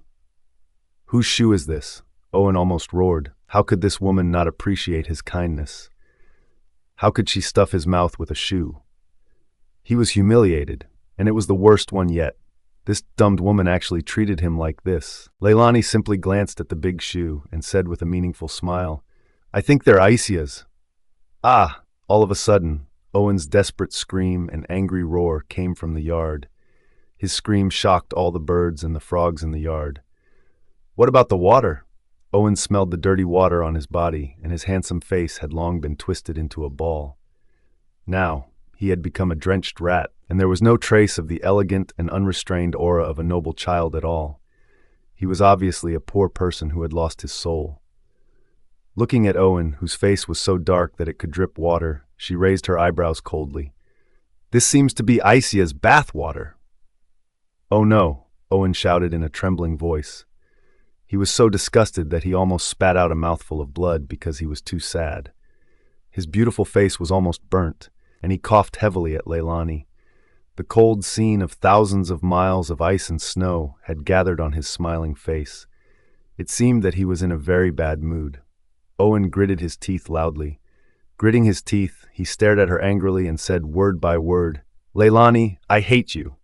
After that, he flew up to the roof and stormed out of the courtyard. He soon left the small courtyard and disappeared in the night sky. He probably went home to complain to his mother. Leylani touched her nose and pursed her lips helplessly. She thought that he would say something threatening to eat her alive, but she didn't expect that it was the words, "I hate you." Did he hate her? Not like she was afraid of it. Leylani put down the basin, clapped her hands, and was ready to take a rest before going to the dungeon. At this moment, a hurried figure was running towards the moon house not far away. From a distance, she saw that person. She took a closer look and found that it was Amelia. Why was Amelia looking for her in the middle of the night? Did something happen? Thinking of this, Leylani's heart skipped a beat. As soon as Amelia ran through the door, she saw Leylani standing there coldly. She immediately rushed up as if she had seen her savior. She reported, "Miss Leylani, there you are. Follow me quick. Something has happened." "Calm down. What happened?" Leylani quickly followed Amelia. Her eyes were extremely cold, and a bad feeling rose in her heart. Amelia walked very fast. As she walked, she said sincerely, "Madame Patricia came to see the child with Penny during the day, so I paid attention and hid beside the dungeon to eavesdrop. As a result, I overheard Madame Patricia talking about the black insect. She also said that the red-eyed monster was very evil. If he was killed, he would curse Madame Patricia. However, Madame Patricia said that she was not afraid. She heard from a mystery man that as long as the woman breaks through the child's body, her red eyes will turn black and she will lose the ability to curse. By then, she can kill the child and she will never be threatened anymore." That was not all. From Madame Patricia and Penny's conversation, I figured he red-eyed monster is Madame Giselle. That is to say, the child is Miss Leylani's biological younger brother. What? Leylani's eyes shot up and stared at Amelia in disbelief. She placed her palms on Amelia's shoulders as she said coldly, "Why didn't you tell me this earlier?" Amelia also looked confused. "Miss, we don't know for sure yet. The servants guarding the dungeon have changed batch by batch. Our people were only assigned to the dungeon for the past 2 years in the past decade. The servants don't know about Madame Patricia's secret. Who knew that it was Madame Giselle's child? If I didn't have the courage to eavesdrop earlier, we would never know about it." At this moment, her heart was hanging high in the air. She jumped wildly. She was nervous, excited, resentful, and sad. Was her poor brother really not dead? Was he really still alive? This gave her a glimmer of hope. At the same time, her brother had been locked up in the dark dungeon and lived a life worse than death. He was only a 10-year-old child. How could Madame Patricia be so cruel to him? At the thought of the hardships her brother had suffered over the years, she wished she could kill Madame Patricia with her own hands. At this time, Amelia said again, "Miss Leylani, let's go faster. Madame Patricia found a shocks worker to take your brother's virginity. If she succeeds, Madame Patricia will kill your brother. Speaking of this, she continued, Madame Patricia had an agreement with Penny at noon. I thought she would delay for a few days. I didn't expect that she would find a woman to come over at night. Now the woman has been put in the dungeon, and Brenda is watching her. Do you know Brenda? It's the mean old woman who was on shift to guard you with me, and she insulted you last time. I rushed to the moon house to report to you when she was not paying attention. At first I thought you were not there, so I didn't have any hope. I didn't expect you to be here. This is great, great. Leylani was also very nervous. Fortunately, she thought about going back to the manor and was lucky enough to meet Amelia on time. One could never imagine the consequences if Amelia told Madame Louisa about this, who was on Madame Patricia's side. She had a bad feeling when she was in Prince Louis's manor. She always felt that this red-eyed child was in danger, so she had to come back. She didn't expect that she would really meet him. Was it a coincidence, or had her brother sensed that he was in danger and summoned her here? She was confused when she heard what Amelia said about the black insect. Amelia said that her brother was born with red eyes. Because Madame Patricia was afraid of the black insect, she did not kill her brother. She just locked him up. Her younger brother was her mother's child. How could she have anything to do with that mysterious organization? Leylani did not know what happened in the black insect. She only knew that Madame Patricia actually asked a woman from the brothel to hurt a 10-year-old boy. Thinking of the pain her brother was about to suffer, she ran faster. Soon, Leylani ran to the door of the dungeon with Amelia. As soon as they arrived at the door of the dungeon, they didn't hear anything. The two of them crept down the stone steps, afraid of being discovered by the patrolling guards. After walking down the stone steps, Leylani first looked at Amber's dungeon. There were candles in the dungeon, and Amber seemed to be sleeping. Seeing that she was having a good time, Leylani looked at Amelia. Amelia said in a low voice, Miss Leylani, Madame Patricia often sends people to see her. I was just pretending. The maid sent by Madame Patricia was just out to have a look. She was disgusted by this place and never came in. She doesn't even know that Miss Amber hasn't eaten at least 3 meals. Miss Amber has fainted over hunger, and yet she thought Miss Amber was just sleeping. Leylani nodded. Amelia was quite smart and knew how to put on an act in front of outsiders. Amber was too weak. She was knocked out just after skipping 3 meals. Don't starve her to death. When she reaches the limit, feed her some food and let her starve again. If that maid comes to see her again, you can give her shut her up with some money so that she can turn a blind eye and not tell Madame Patricia the truth about Amber. Do you understand? Yes, ma'am. At this moment, she suddenly heard a childish cry. Don't come near me. Then, she heard the exaggerated laughter of Brenda and the shocks worker. Brenda smiled evilly and said, Little thing, you are lucky. You have a woman to accompany you at such a young age. You'd better not resist. This is an honor given to you by Madame Patricia. The voice coming from the woman in the brothel was charming. I haven't had a 10-year-old as my client before, but he looks cute. I've never seen such a nice-looking boy. Darling, listen to me. How about we sleep together? You're my favorite boy in the whole world. I'll let you have a taste of the fun of being a man before all your peers, shan't I? Come on. No, no. The boy's voice was very tender, but very strong, which broke Leylani's heart. Leylani squatted down, picked up a brick on the ground, and rushed to the second dungeon. When she rushed in, she saw that the woman had already taken off everything except her underwear. She hugged the little boy in her arms and rubbed herself against him. At this moment, the boy was closing his eyes tightly and tilting his body and face to one side, with a look of pain and fear on his face. Even if there was a scared expression on her face, it could be seen that this was a child who was beautiful enough to make all the flowers purple and red. Seeing this scene, Leylani could not bear it anymore.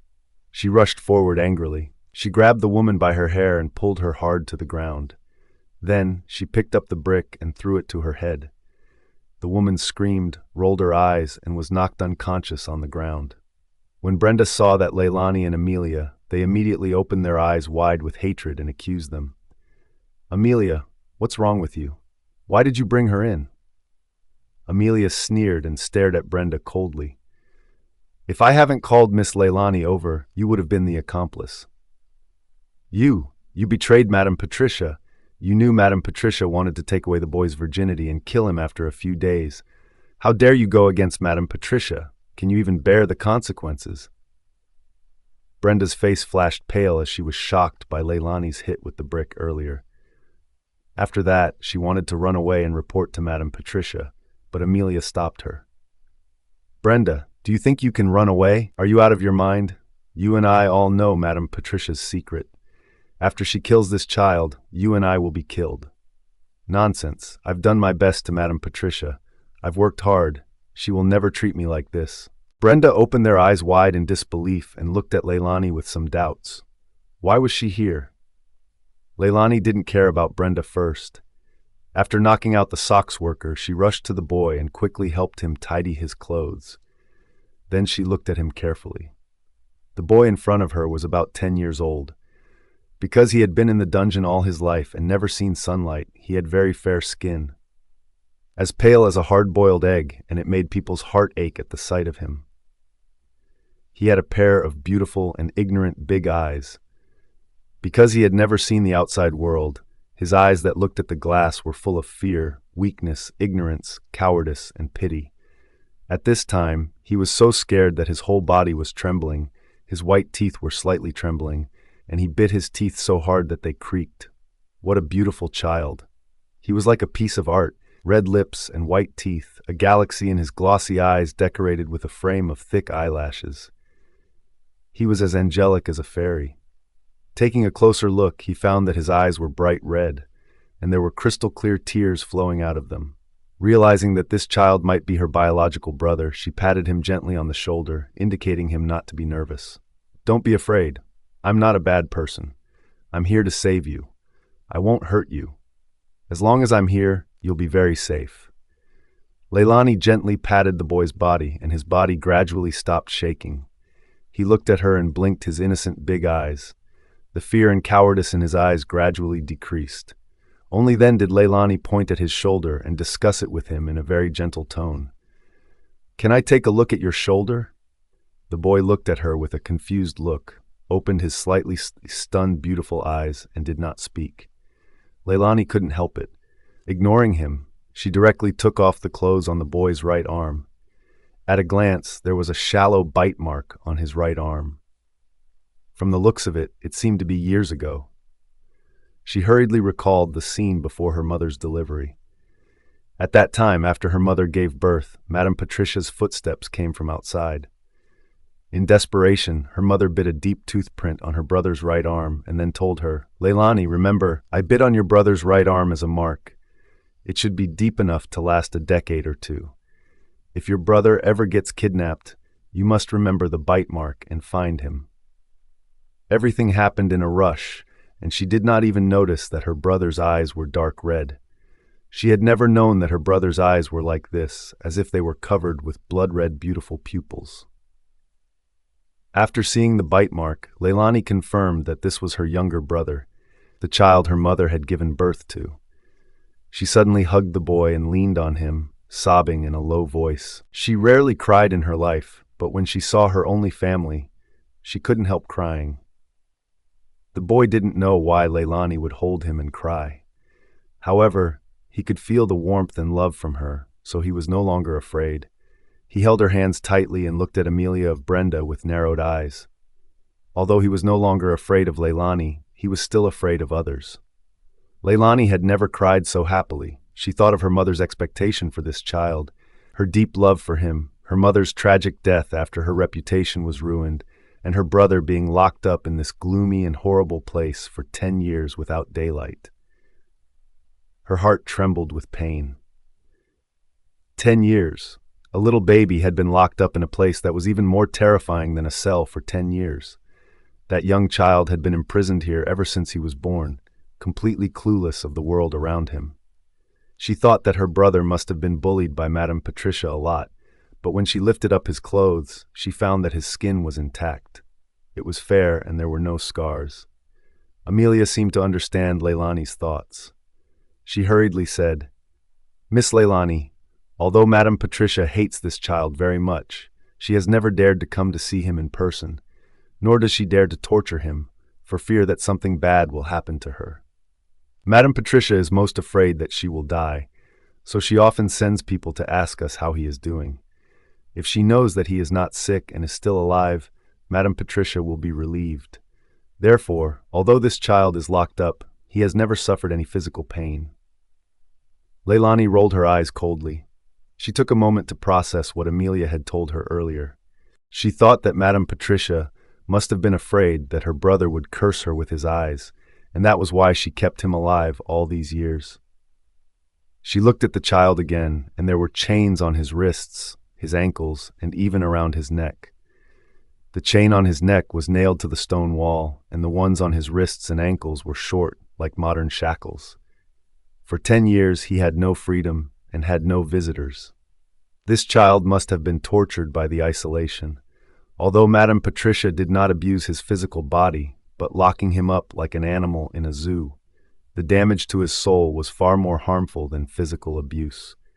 Since he had been locked up ever since he was young, he was used to the surroundings, and fortunately, he did not go crazy. If it were to be someone else who experienced the outside world, they would have lost their minds from the loneliness and being surrounded with 4 cold walls. His younger brother must have been in great pain, lonely, and very uncomfortable over the years. Every day, he stayed in a dark place without any sunlight, and his body had to endure the pain of the cold winter and humid summer. Thinking that he had been treated like this since he was a child, she hated him so much that he wished he could kill Madame Patricia with a knife. No. It would be too easy for her to kill her with a single strike. She would not be able to vent her anger at all. Madame Patricia had treated her mother and brother like this, and there were times where she wanted to kill her and take revenge. She wanted to torture Madame Patricia's children slowly, and lastly, Madame Patricia herself. She wanted to let her children lose the will of living so that Madame Patricia could be tortured from the pain of seeing her children being abused. It was the only way to vent her anger and take revenge for her mother and her brother. Thinking of this, she reached out and pulled the chain. She cried as she tugged at it. She wished she could break the chain with her bare hands and save her brother. But the iron chain was tightly locked. How could she break it with just her hands? Seeing this, Amelia quickly stepped forward to stop her. "Miss, this iron chain is made of 1,000-year-old cold iron. If there is no special weapon, it can't be broken. Only the xenon sword could break this chain. The person with the sword must also possess strong inner energy. Ordinary hammers and swords will never beat this metal chain." After hearing Amelia's words, Leylani took back her hand coldly. She looked at her hands again. The skin on it had been worn out, and there was blood oozing out. "Where can we find such a weapon?" Leylani asked Amelia coldly. Amelia thought for a moment and said, "I heard that there is a sword called the Xenon sword that was passed down from ancient Jamari Kingdom times. It can cut iron like mud, break hair, and gather the power of the world and the sun and moon." The sword was delicately sculptured with gold and jade, decorated with 7 color beads and the 9 magnificence jade. The value it holds is beyond imagination. The edge of this sword is chilling, and its blade is as cold as frost. It is an elegant and noble sword. After hearing that the sword was so powerful, it must be very difficult to find it. So she asked again, "Where is the Xenon sword now?" Amelia pondered for a moment and said, "It is said that this sword was originally placed in the palace. Later, in order to reward Prince Louis for his victory, the current emperor gave the sword to him. It is definitely not an easy job to borrow something from Prince Louis. However, if Miss Leylani can treat his disease, he might be generous for once if you ask for it." Really? Leylani did not expect the answer to be so much closer to her. The Xenon sword turned out to be with Prince Louis. She was still enlightened with hope. At that moment, Brenda, who had been standing on the side, had no idea whether to escape or stay. Leylani had already seen her expression. She looked at Brenda coldly and said, "Amelia is right. You all know Madame Patricia's secret now. When she deals with this child, you won't be able to escape. Since both of you are going to die, you might as well listen to me." Not only will you get a chance to live, but you will also have a prosperous life in the future. After being persuaded by Amelia earlier, Brenda had already been shaken. At this time, when she saw Leylani taking out a bag of silver from her pocket, her eyes suddenly widened as if they were shining. Money was the key to a greed's heart. Leylani knew the principle well, that there was nothing in the world that cannot be solved with money. If money didn't work, it just meant that it was not enough. When Brenda saw the ringing silver in Leylani's hands, her eyes suddenly became obsessed, and her eyes followed Leylani's hands. This time, the tables have turned. It was no longer Leylani the one that was begging, but Brenda. Amelia gave Brenda a gentle push. "You have neglected the Miss Leylani in the past. Shouldn't you apologize to her now? Of course, if you are courting death, or if you don't care about your sick son, I won't stop you from going back to Madame Patricia." When it came to her sick son, Brenda suddenly stepped forward, knelt down, and reached out her palm to slap her own face. "Miss Leylani, you're a generous person. I was in the wrong back then. I shouldn't have been so arrogant. But I have a sick son at home. His monthly hospital bills cost a lot. If I didn't listen to Madame Patricia, she wouldn't give me my paycheck. And my son will suffer as I can't pay for the treatment. Back then, I was forced to treat you badly. I had no choice. And then?" Leylani held her brother's thin shoulder, gently patted him on the back, and comforted him. "I know Madame Patricia's secret of keeping this poor child in the dungeon. If I continue to obey her, I will still be killed anyways. My thoughts are clear now. Siding with Amelia to help Miss Leylani is the only correct path. I will obey your orders and serve you loyally. All I ask for is Miss Leylani to forgive my ignorant crimes. As long as you spare my life, I will do anything for you, Miss Leylani." Leylani looked at Brenda and raised her eyelids lazily. "What happened to your son?" Dealing with a woman like Brenda, some money will only keep her loyal for a little while. But if she saved her son, Brenda would owe her whole life to Leylani, a trade for a lifetime's loyalty. When Brenda heard that there was hope for her son, she hurriedly said, "My son has been in poor health since he was a child. He catches the cold easily in cold weather, and with the temperature dropping recently, he is experiencing the worst cold he had ever had. He has been having a high fever for days, and his body is getting weaker. I'm really worried that he could not hold on any longer." Speaking of this, Brenda began to cry. Leylani thought that her son had some rare disease, but it turned out to be a common cold. But she knew that medical treatment were not the best back then, and with the poor diet and living conditions, it was easy for the people to catch a cold. Even a small cold would take away dozens of lives. Unlike modern times, people started to take care of their diets, and strengthening their body, plus the advancement of medical care, the best cure was having a proper diet. As long as one eats well, they'd recover quickly from common colds. In addition, people in ancient times valued superstition. When prescription was not doing the trick, the elders would introduce made-up recipes, rumoring that it could cure the sick, that only resulted in worsening the conditions to the point where it was difficult to turn back. Thinking of this, she took out 20 bars of silver and gave them to her. "I can cure your son's cold. Take this money and buy him some meat. Make him nutritious meals and let him have plenty of rest. Don't let him do hard labor work. I'll give you the prescription later and get the medicine from a pharmacy. Give them to your son 3 times a day. As for his fever, it's best to cool him down physically. Wipe him with cold water or alcohol, especially in the armpits and the neck. When he starts recovering, make him run laps around the yard to strengthen his physique. After a few times, he shall recover fully from his cold." There was no Western medicine in ancient times, so she could only rely on this method to cure a cold. However, as long as Brenda followed her instructions, it was curable. Brenda had never seen so much money in her life. She was so excited that she knelt there incoherently.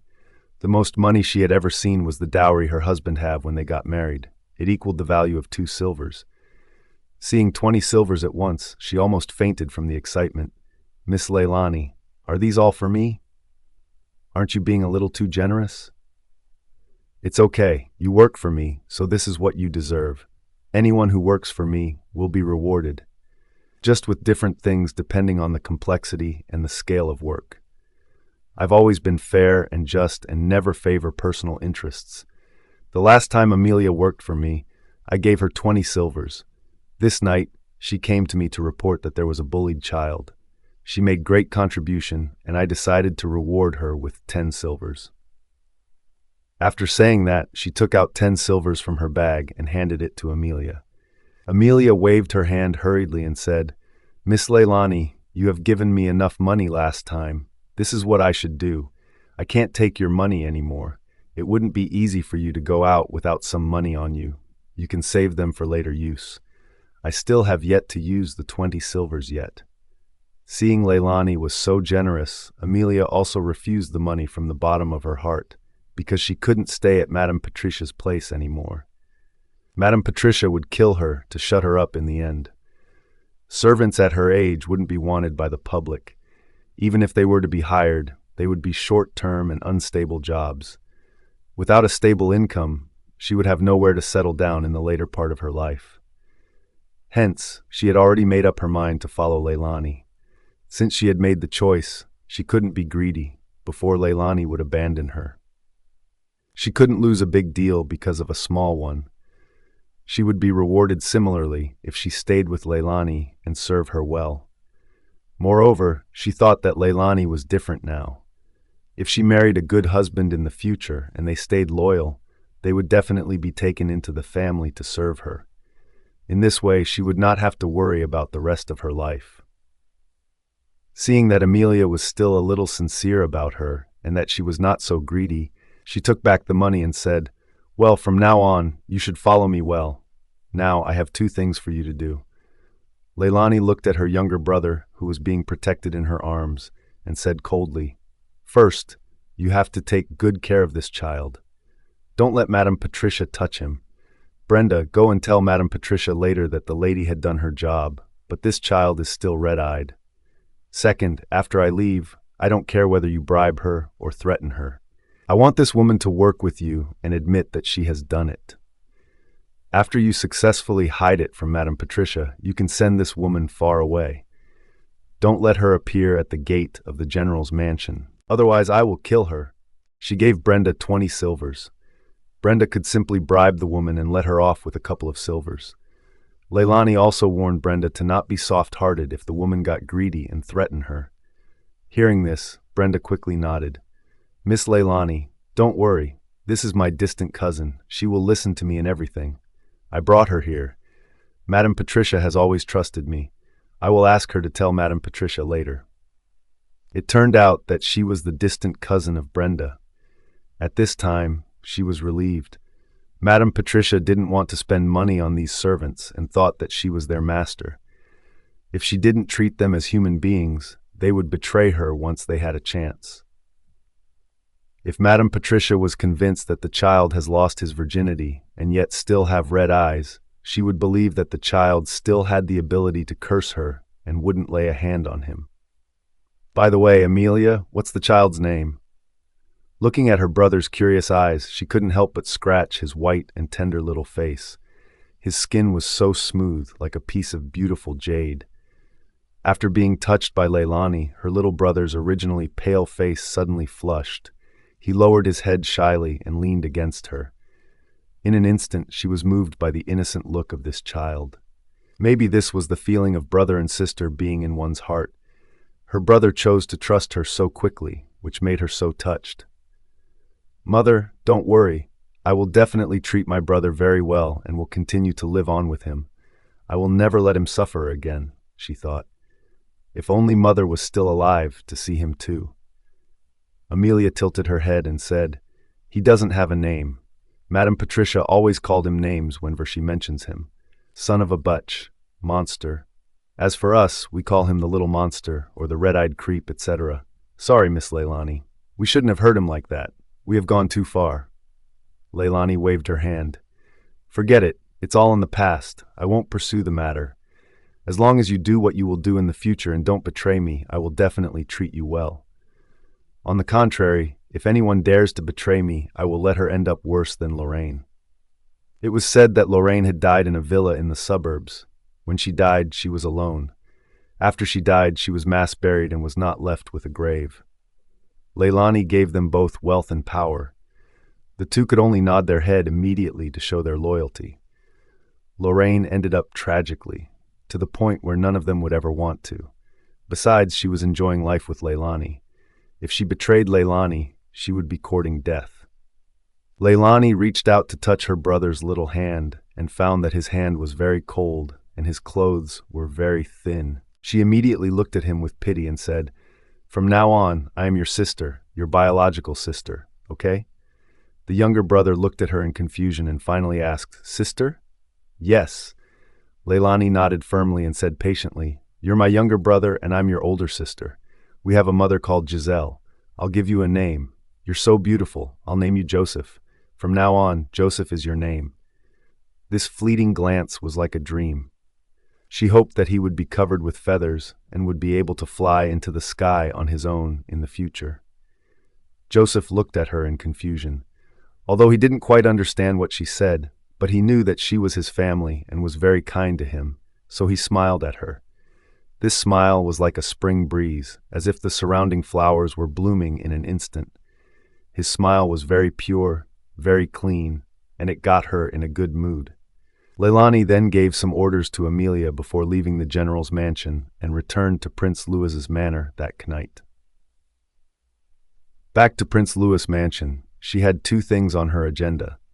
First was to meet Fabian first thing in the morning, and the second was to ask to borrow the Xenon sword to save her brother. When she returned, Leylani held a lantern in her hand, and she was in such a good mood that she even hummed a song. She finally found her brother, and her mother would receive comfort in heaven. When she thought of her brother's face, she couldn't help but want to play with him. However, why was her brother's red eyes different from everyone else's? What kind of place was the black insect? Why hadn't she heard of it before? Amelia didn't hear everything from Madame Patricia, so she couldn't figure it all out yet. Forget it. After she returned to Prince Louis's manor, she would investigate the black insect slowly. It was just that. Before she left, Joseph held her sleeve and didn't let go. His beautiful big eyes were full of thick mist and looked watery. Leylani knew that it was Joseph showing his attachment to her. He didn't want her to leave. Seeing that he was already 10 years old, but his IQ was like that of a 4 or 5-year-old child, Leylani's heart ached. A child had been locked up in a small dungeon all his life. He had never seen strangers or seen the world. He did not know that there were bustling streets, azure sky, green lake water, and people of various colors outside. Naturally, he was ignorant and pure, which made him very lovable. The culprit of all this was Madame Patricia Stone. "Just you wait, Patricia. I'll make you pay for the pain 10 or even 100 times of what you've made my mother, my brother, and me suffer," she thought. While Leylani was coldly thinking about the direction of Prince Louis's manor, she suddenly felt a faint and light sound of footsteps chasing after her. When she quickened her pace, the footsteps also quickened, and it followed when she slowed down. It was obvious that someone was following her. In her previous life, she was just a doctor. She had never been followed by others. She did not know martial arts, so she was very nervous. Gradually, the footsteps behind her became heavier, and there was a faint sound of heavy breathing. Leylani did not know any skills to protect herself. Although she could not tell how far the person was away from her, but she could sense the heavy intention of killing her. At this time, it was around midnight. There was no one on the street. The sky was dark, as if it had been severely painted with a brush. Only the faint moon hanging in the sky and some lanterns hanging in front of some merchants' houses were lit up. In addition, except the tiny lantern in Leylani's hand, everything else was pitch black. Only then did she realize that she seemed to be too bold to go back to Prince Louis's manor in the middle of the night. In order to borrow a sword from Prince Louis to save her brother, she still ran on the empty, dark street in the middle of the night. She would never dare to do this in her previous life. All of a sudden, a murderous aura came at her from behind. She turned her head quickly and saw a woman in a green willow skirt, holding a dark blue sword in her hand, staring at her fiercely. The woman was average-looking and wore a plain skirt. She was tall, and her eyes were very cold. At this time, she was holding a sword and staring at her with a cold and strange smile. "Stop! Are you Leylani?" At the sight of it, the female assassin who was holding a sword quickly pinched the caps of the bottles and cans tied to her waist. She glared at the female assassin with cold eyes and said in a cold voice, "No, absolutely not. You have mistaken me for someone else. We have seen your portrait during the day. You are the damned Leylani. I will never mistake you for someone else. Don't tell me you're not the only one." After that, Leylani took a look and noticed that she was in an alley with the assassin, and the woman chased her from her back, blocking her way back. Thinking of this, she picked up the lantern and ran forward. She didn't know martial arts. Someone was going to kill her. Her instinct told her to run, as fast as she could. Seeing that Leylani turned around and ran away, the female assassin rolled her eyes and snorted coldly. "How dare you run away under my eyes? Leylani, you're so bold. Stop, you shall die." After that, Cherry, the assassin, suddenly played with the sword in her hand. The sword emitted a cold green light and stared to the front. As she ran, she turned around and stared coldly at Cherry. A sharp, cold light shot out of her eyes. "I have no grudges with you. Why are you trying to kill me?" Even if she were to die, she had to at least know who was behind this. Moreover, she had never heard of anyone called Cherry. So what if she was a killer? Leylani would never admit defeat. She had a lot of poison in her hands. At that time, it was hard to say who would win. "But, since you're dying soon, I might as well fill you in. You've offended our master. How dare you save her enemy, Fabian, and even cured him from half the poison that was in his body. That was our master's hard work, and you took away half of it so easily. How dare you go against our master? She wants you killed, and that's what will happen now." After Cherry finished speaking, the shining cold sword was already charging toward Leylani. Leylani was stunned. It turned out that this matter had something to do with Fabian. Cherry was a subordinate of the female killer named Ghostina. It was said that Fabian ordered someone to draw a portrait of Ghostina. It was posted all over the city to arrest her. Unexpectedly, Ghostina drew a portrait of Leylani and got the assassins chasing after Leylani instead. It seemed like Ghostina was still in the city, just that she was heavily disguised and Fabian's men have not noticed it yet. Ghostina must have enough power to harm Fabian that much. Her subordinates must not be weaklings either. Leylani should not overlook her enemies, and at that moment she should escape as soon as possible. As she ran, she suddenly had an idea. Seeing all the sticks and branches displayed by the merchants of the alley, she suddenly stopped running. She swung one of the wooden sticks in front of her and glared coldly at Cherry, who was coming at her. Since she couldn't run away from her, she might as well fight her with strength. When Cherry saw Leylani was holding a wooden stick in her hand, she snorted with disdain, and her eyes were full of cruelty and creepy killing intent. "Hum! Such a nobody, and yet Master has appointed me to kill you. What a waste of a talent like me."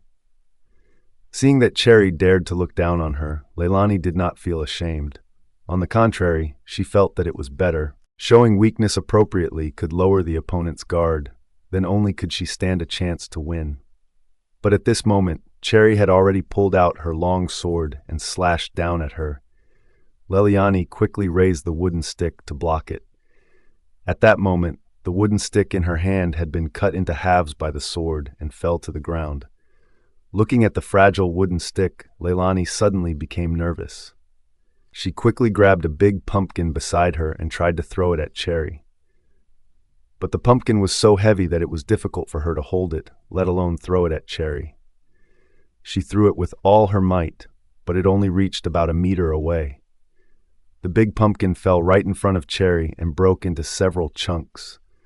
One of the chunks rolled back to her and stopped right in front of her shoe. Cherry found the scenario funny that it sparked her to be playful. She was not in a hurry to kill Leylani anymore, not for now. "Interesting. That was really fascinating. You think that you can defeat me with that little trick of yours? Well then, bring it on. Let me see what you've got. Don't you get so cocky just yet. Be careful of what you wish for." After saying this coldly, Leylani turned around and ran forward. It was obvious that Cherry wanted to play with her and then kill her afterwards. She was not a clown that could be bullied at will. Seeing that Leylani was running again, a sinister smile appeared on Cherry's face. She lifted her sword and started to chase after her. She chased after Leylani, but she was not in a hurry to kill her. She had several chances to strike Leylani, but she didn't. Anyway, Leylani couldn't take any of her moves. Killing Leylani wasn't easy. She wanted to toy around with her before she killed Leylani. In her eyes, Leylani was as weak as an ant. She was the dense flame that followed closely behind Leylani. With a flick of her tongue, the ant could be swallowed up without leaving a trace of ashes. So she was not in a hurry. Seeing Leylani running around like a clown in her eyes, she was in a good mood. As she was running, she found that Cherry had approached her with light footsteps.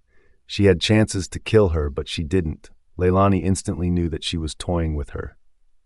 She immediately narrowed her phoenix eyes coldly. The people who were being chased were also worthy of dignity. She knew that she would eventually lose energy and get caught by Cherry. She had to deal with Cherry while she still had the strength. Thinking of this, she shouted at Cherry while running, "Humph! How dare you call yourself a great killer when you can't even catch up to me? I think you're nothing but a big talker. You dare to look down on me? I'll let you have a taste of my murderous sword." Cherry was provoked, and a fierce look appeared on her face. Immediately, she rushed over with a murderous look. All of a sudden, a strong wind rushed towards Leylani. Feeling that the strong wind was getting closer and closer to her, Leylani suddenly moved to the side, picked up a stone from the ground, and threw it at Cherry. Cherry didn't expect that Leylani would dare to fight back. She threw a fist-sized stone at her. Instantly, she raised her sword to block the stone. Her phoenix eyes had long become furious. "Little butch, how dare you throw a stone at me? Look at my sword." After that, she lifted the cold sword and pushed it forward, and the tip of the sword went straight for Leylani's throat. At that moment, with a swift dodge to the side, Leylani picked up a rattan basket from the side of the alley and blocked it in front of her. The sword pierced through the basket and was only a centimeter away from her throat. Seeing this, Leylani suddenly pushed the basket and the sword at Cherry, which made Cherry take 2 steps back. Cherry's face was so gloomy that it could drip water. Seeing Leylani's weak appearance, she didn't expect that she was so smart that she knew to use something to block the sword. Unfortunately, she was an assassin. Her sword could handle a little rattan basket. "Leylani, don't waste your strength. Hurry up and die!" Cherry sneered as she threatened. She pulled out the sword and the basket was broken into several pieces. As she ran, she stared coldly at Cherry. "How can I die when you're still alive? Even if we both die, I'm afraid you'll be the one to go first." "Humph! How dare you be so stubborn when the Grim Reaper is knocking at your door? You sure have a sharp tongue. Let's see how powerful you are." After saying that, Cherry stepped on the wall with her right foot, turned around and flew into the air. With her light footwork, she dashed towards Leylani and pointed her long sword at her. Seeing that the long sword was pointing at the top of her head, Leylani rolled to the ground, then quickly got up, threw up 2 arms, and quickly ran forward.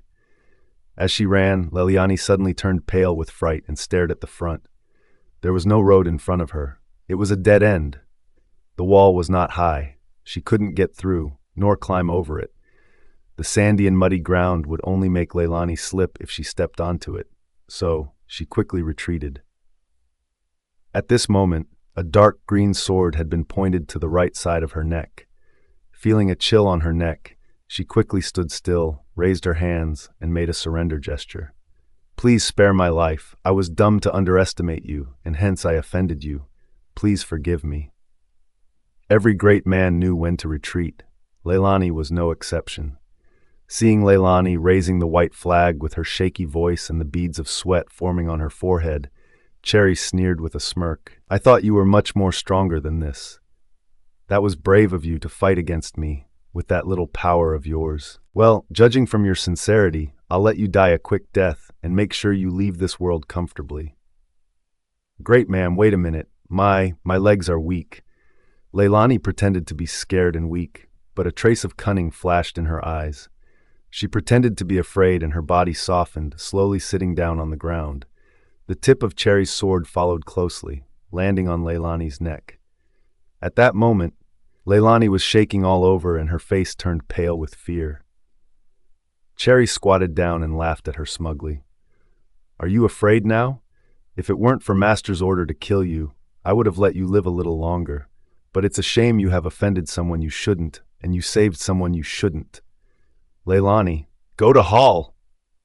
Cherry finished her gloomy words, and her eyes burst out a cold light of anger. Suddenly, she raised her sword in front of Leylani, and with cruel and bloodthirsty killing intent at the corner of her mouth. Just as the sword was about to pierce through Leylani's throat, Leylani's eyes suddenly reflected a cold light. She reached out to grab a handful of sand and threw them at Cherry. Cherry underestimated her enemy. She didn't expect that Leylani would still have the courage to do this when she was about to die. But the sand and mud had been sprinkled into her eyes. She put down her sword in pain, held her eyes with both hands, and kept peeling the sand in her eyes. Grains of sand splashed into Cherry's eyes, caused her to cry and start rolling on the ground in pain. She covered her eyes in pain as her facial features squeezed into a knot. She shouted on the ground, "Bitch, you tricked me. Where's my sword? I'm going to kill you." After that, she narrowed her eyes and tried to find her sword. But Leylani was already one step ahead and stood up with the sword in her hand. She stabbed the sword into Cherry's right wrist, and instantly, blood was oozing out of Cherry's wrist. It was the first time for Leylani to stab someone with a sword. She had no choice. If she didn't take control, she would have died miserably. After piercing through Cherry's wrist, she let out a loud cry and rolled on the ground in immense pain. Her eyes were full of sand that she couldn't see clearly of what was ahead. She could only threaten Leylani with her fierce voice. "How dare you stab me, you little butch! Believe it or not, I will kill you!" Leylani suddenly pulled out the sword. The tip of the sword was already stained with blood. She clenched the sword and pointed it at Cherry's eyes. She said in a low voice, "You still dare to threaten me at a time like this? How dare you? Cherry, if you act rashly again, I'll poke your eyes blind with your own sword." When Cherry heard this, she immediately shrank into a ball and didn't dare to act rashly for the time being. She didn't expect that one of the 4 assassins of Ghostina would be tricked by a weak woman. No matter what, she was not convinced. She was not convinced that she was defeated by Leylani. If she had known that Leylani was so smart, she would have killed her earlier on. The only person she played was herself. After threatening Cherry, Leylani suddenly thought of their master, and the corner of her mouth was bloodthirsty. "Your master sent you to kill me. Just now you said that there were other assassins besides you. Tell me, how many are they lying in ambush?" Cherry narrowed her eyes, and her eyes started to bleed from all the rubbing. When she mentioned her master, she stubbornly raised her head and made a firm and unyielding posture. "Don't think about it.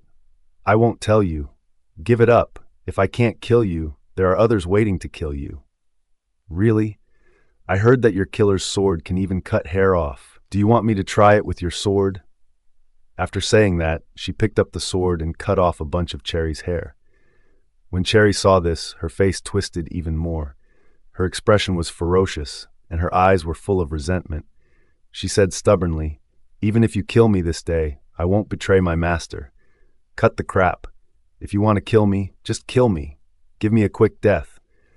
After saying that, she narrowed her eyes and stubbornly raised her neck, looking as if she was ready to die. How could Leylani let her die so easily? If she dared to chase after her, she would make her wish she was dead. After that, Leylani stabbed Cherry's shoulders. As the sword pierced through, Cherry's shoulders suddenly spurted out a large pool of blood. She suddenly screamed in despair and pain, but no matter how painful she was, she still gritted her teeth and turned her head aside, keeping her mouth shut without saying a word. Leylani stared at the Cherry with a cold smile, and a bloodthirsty cold light flashed in her eyes. She was a doctor, and she was best at where the human body's meridians and acupuncture points were. Thinking of this, she threatened Cherry in a cold voice. "Okay, don't you want to tell me? I'll cut your bones with your sword right now." After that, she pressed the sword hard on Cherry's shoulder. As she pressed down, the sword stabbed into her bones. She screamed in pain, and her face was covered with a thick layer of cold sweat. You win. I'll tell you. She was in so much pain that she could not control herself. She had to say with a stiff face, "As of right now, I'm the only one who is chasing after you. My master sent me to kill you first, and she wants me to report to her as soon as I finish my task. If I don't get back in another half an hour, she will send another assassin to look after me, so someone will be coming for me soon." Leylani, just you wait to die. No matter how painful her body was, she gritted her teeth and tried her best to hold it back. She wanted to stall for time until Pineapple came over and she would be saved. But Leylani was not a fool. She knew that it was not appropriate to stay here for long, so she had to return to Prince Louis's manor as soon as possible. She would not waste time with Cherry, but she was waiting for an answer. "Let me ask you, where is Ghostina hiding? Where is your lair? What would your people look like on the streets?" Fabian had sent so many people to search, but failed to find Ghostina. Ghostina's lair must be extremely hidden. If not, they must have behind protecting them in the dark. Otherwise, they wouldn't be so hidden. If she found out where Ghostina was hiding, she could exchange the information with Fabian to get the Xenon sword. Then she would get to save Joseph. Moreover, she could get a big money prize. She had been spending a little too much recently, but she was a girl that really enjoys saving money. She did not have much money left on her. If she didn't find a way to get some more, she would feel insecure. When it came to Ghostina's hiding place, no matter how much pain Cherry was in, she held it in. She squeezed her eyes shut tightly and snorted, "I'll never betray my master, no matter how much you try to buy me. Tell Fabian that he will never catch my master for the next 100 years. In other words, your master is so secretly hidden that even if Fabian flipped the whole Jomari kingdom around, he'd still never find her. You're overestimating your master. Prince Louis is a force to be reckoned with. You will never escape from him," Leylani said with a sneer. Cherry turned her head in disdain and said, "Don't try to provoke me. I will never betray my master. Even if you kill me now, I will never say it." At this moment, Cherry suddenly narrowed her sharp eyes, and there was still a glimmer of hope in her eyes. She looked around quietly, as if she was waiting for the arrival of her teammate. Leylani did not let go of the expression on her face. Looking at Cherry's hopeful look, she guessed that the other assassins were coming to find her soon. No, she couldn't stay there any longer. She could look for Ghostina's hideout later. Thinking of this, Leylani pulled the sword out of Cherry's shoulder.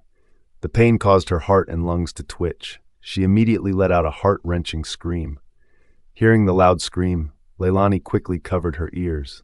She couldn't stand such a shrill scream. She had never heard anyone before. Cherry forced her to it. She was a doctor who saved lives and cured injuries.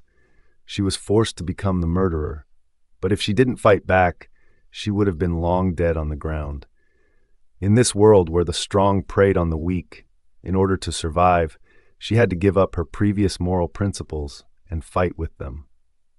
Now that Cherry's shoulder and hands were injured, and there was sand in her eyes, she might not be able to catch up to her in a short time. She hurried to Prince Louis's manor to report and save herself. Watching Leylani run away with her sword, Cherry was angry and anxious. She endured the tearing pain and quickly got up. She found a water tank nearby and scooped up some water to wash her eyes. While she was washing, there was a cold sound of footsteps behind her. It was the grim voice of the other party that followed closely behind, which was as deep as hell. "Cherry, the master sent you to assassinate Leylani, but you've been hurt like this. What's happened?" Cherry squinted her eyes and looked back. It was her senior, Pineapple, who came to look for her. She was the third-ranked assassin out of the 4 of Ghostina's. Seeing Pineapple coming over, she immediately had a backbone to rely on and hurried forward to report to her. "Senior, this was all Leylani. She is such a sneak. She ambushed me with sand when I was off guard and fell into her trap. It's a shame. It's ridiculous." Seeing the blood on Cherry's hands and shoulders, Pineapple glared at her and took out a pack of gauze and some ointments. "Why are you so useless? You can't even deal with a weak woman who has no strength to tie up a chicken. Hurry up and bandage yourself. I'll catch up with her and kill her, and then we'll go back to report to Master." Seeing that Pineapple was about to leave, Cherry hurriedly warned her, "Senior, you must be careful. Don't underestimate the enemy. This woman is very smart. Although she is weak, she is very stubborn. She is also very cruel. She doesn't look like a coward at all. You must be on your guard against her." The corners of Pineapple's lips curled into a cold smile. "All right, that's enough. She's just a good-for-nothing. You've said so much about her to the point that you made me think that she was the assassin instead, and we're the good-for-nothings. Don't worry, I'll be careful. Wait for my good news. How could a legendary coward become so powerful?" It must be that Cherry had underestimated the enemy and was stupid, so she couldn't even deal with a good-for-nothing. She waited long enough with her master. As Cherry had not went back to report herself in time, Pineapple quickly went on the move. She didn't believe that Leylani was so difficult to deal with. She had to catch up with her as soon as possible. With Cherry's endless warnings, she was naturally on guard and very cautious of her surroundings. She didn't dare to underestimate the enemy. At this time, after Cherry simply bandaged herself, she went to wash her eyes for a while, but there were some sand in her eyes that couldn't be washed away, so she couldn't even open her eyes and felt very uncomfortable. She swore that she would catch up with her as soon as possible and kill Leylani to avenge herself. No, she wanted to dig out Leylani's eyes and cut off her limbs. It was the least she should do to avenge herself. As Leylani was on the run again, she did not pick a dark alleyway. The alleyways were too quiet, and no one would be there to save her if she was in trouble. She quickly ran to the street.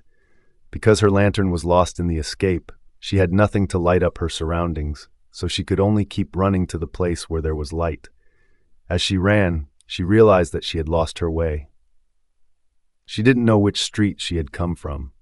Of course, she couldn't find Prince Louis's manor. In the middle of the night, there was no one on the street, not even a man or ghost. The cold wind was blowing behind her, making her scared. At this moment, she suddenly heard an extremely fast sound of footsteps coming from the distance. Oh no, the other assassins were probably coming after her. Did the assassins have a dog's nose? How were they so good at tracking people down? The assassins all knew how to keep their footsteps light, and they could also fly over eaves and run on walls. If she continued to run, she would only be caught and killed. No, she couldn't run any further. With that thought in mind, Leylani stopped running and hid behind a humongous tank as she peeked the situation of the alley in front of her. From a distance, Leylani saw a woman in a blue dress chasing after her with a sword in her hand. The woman's face was cold and gloomy. At a glance, one could tell that she was an assassin. She must be one of the assassins that Cherry mentioned earlier. Pineapple followed Leylani's footprints all the way, but when she caught up with the main street, she found that there were no footprints with mud on the ground. She immediately narrowed her eyes coldly and looked around sharply. The cold wind blew on her hair, making it fly in the wind. At this time, she looked very bloody, like a female devil who killed people without batting an eye. Seeing that Pineapple stopped, Leylani shrank her petite body to the back of a bundle of dry firewood behind the water tank, and then she shrank into the innermost pile of dry firewood. In front of the firewood was the water tank, filled with water, covered with a lid, the perfect hiding spot for a person. But she didn't dare to hide inside. It was too dangerous. A dark corner would have been more safer. At this moment, Pineapple, who was searching all over the place, suddenly looked at her direction. As soon as she met Pineapple's gloomy eyes, she swallowed hard. Pineapple did not only have the sensitivity of a dog's nose, she was clairvoyant. How did she find out where she was hiding? At this time, Pineapple had run out of patience. She stared at the water tank and shouted coldly, "Leylani, come out if you have the guts. What are you doing hiding in the dark?" Usually she would have rushed over to look for her. But Cherry had told her that Leylani was very shrewd. She told her not to underestimate the enemy, so she stepped forward cautiously.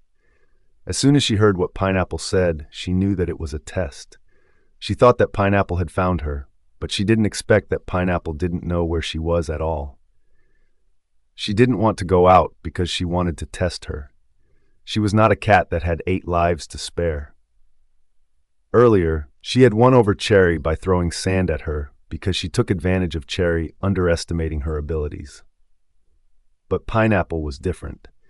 She was smarter and calmer than Cherry. She would not tease her. If she caught her, she would definitely kill her instantly. Therefore, she could not go out and fall into Pineapple's trap. Seeing that there was no response, Pineapple looked around with some suspicion. Was Leylani not there? Had she ran off to somewhere else? "Leylani, you butch! You've hurt Cherry so badly. If I catch you, I'll tear you into pieces." But what responded to her was the sound of the wind all over the street. Except for the sound of the wind, the whole street seemed to be frozen in silence. All of a sudden, Pineapple narrowed her eyes and walked towards the water tank. Leylani's heart was in her throat. She wanted to move her body, but she didn't dare to move. Any movement would cause the firewood to crackle and expose herself to Pineapple. Leylani nervously held the sword in her hand, and at the same time, she held a bottle of itching powder in her left hand. Although she had itchy powder as a defense, she was still nervous, because the powder wouldn't take effect immediately. It would only activate after a while, so it was best that Pineapple did not find out. At that moment, Pineapple was already heading towards the water tank with the sword lifted above her head. Once she reached the tank, she used her sword to lift up the wooden lid. With a loud shout, she stabbed her sword into the tank vigorously. The water tank was not filled with water, but marinated vegetables. With the multiple strong stabs, the vegetables flew all over the place.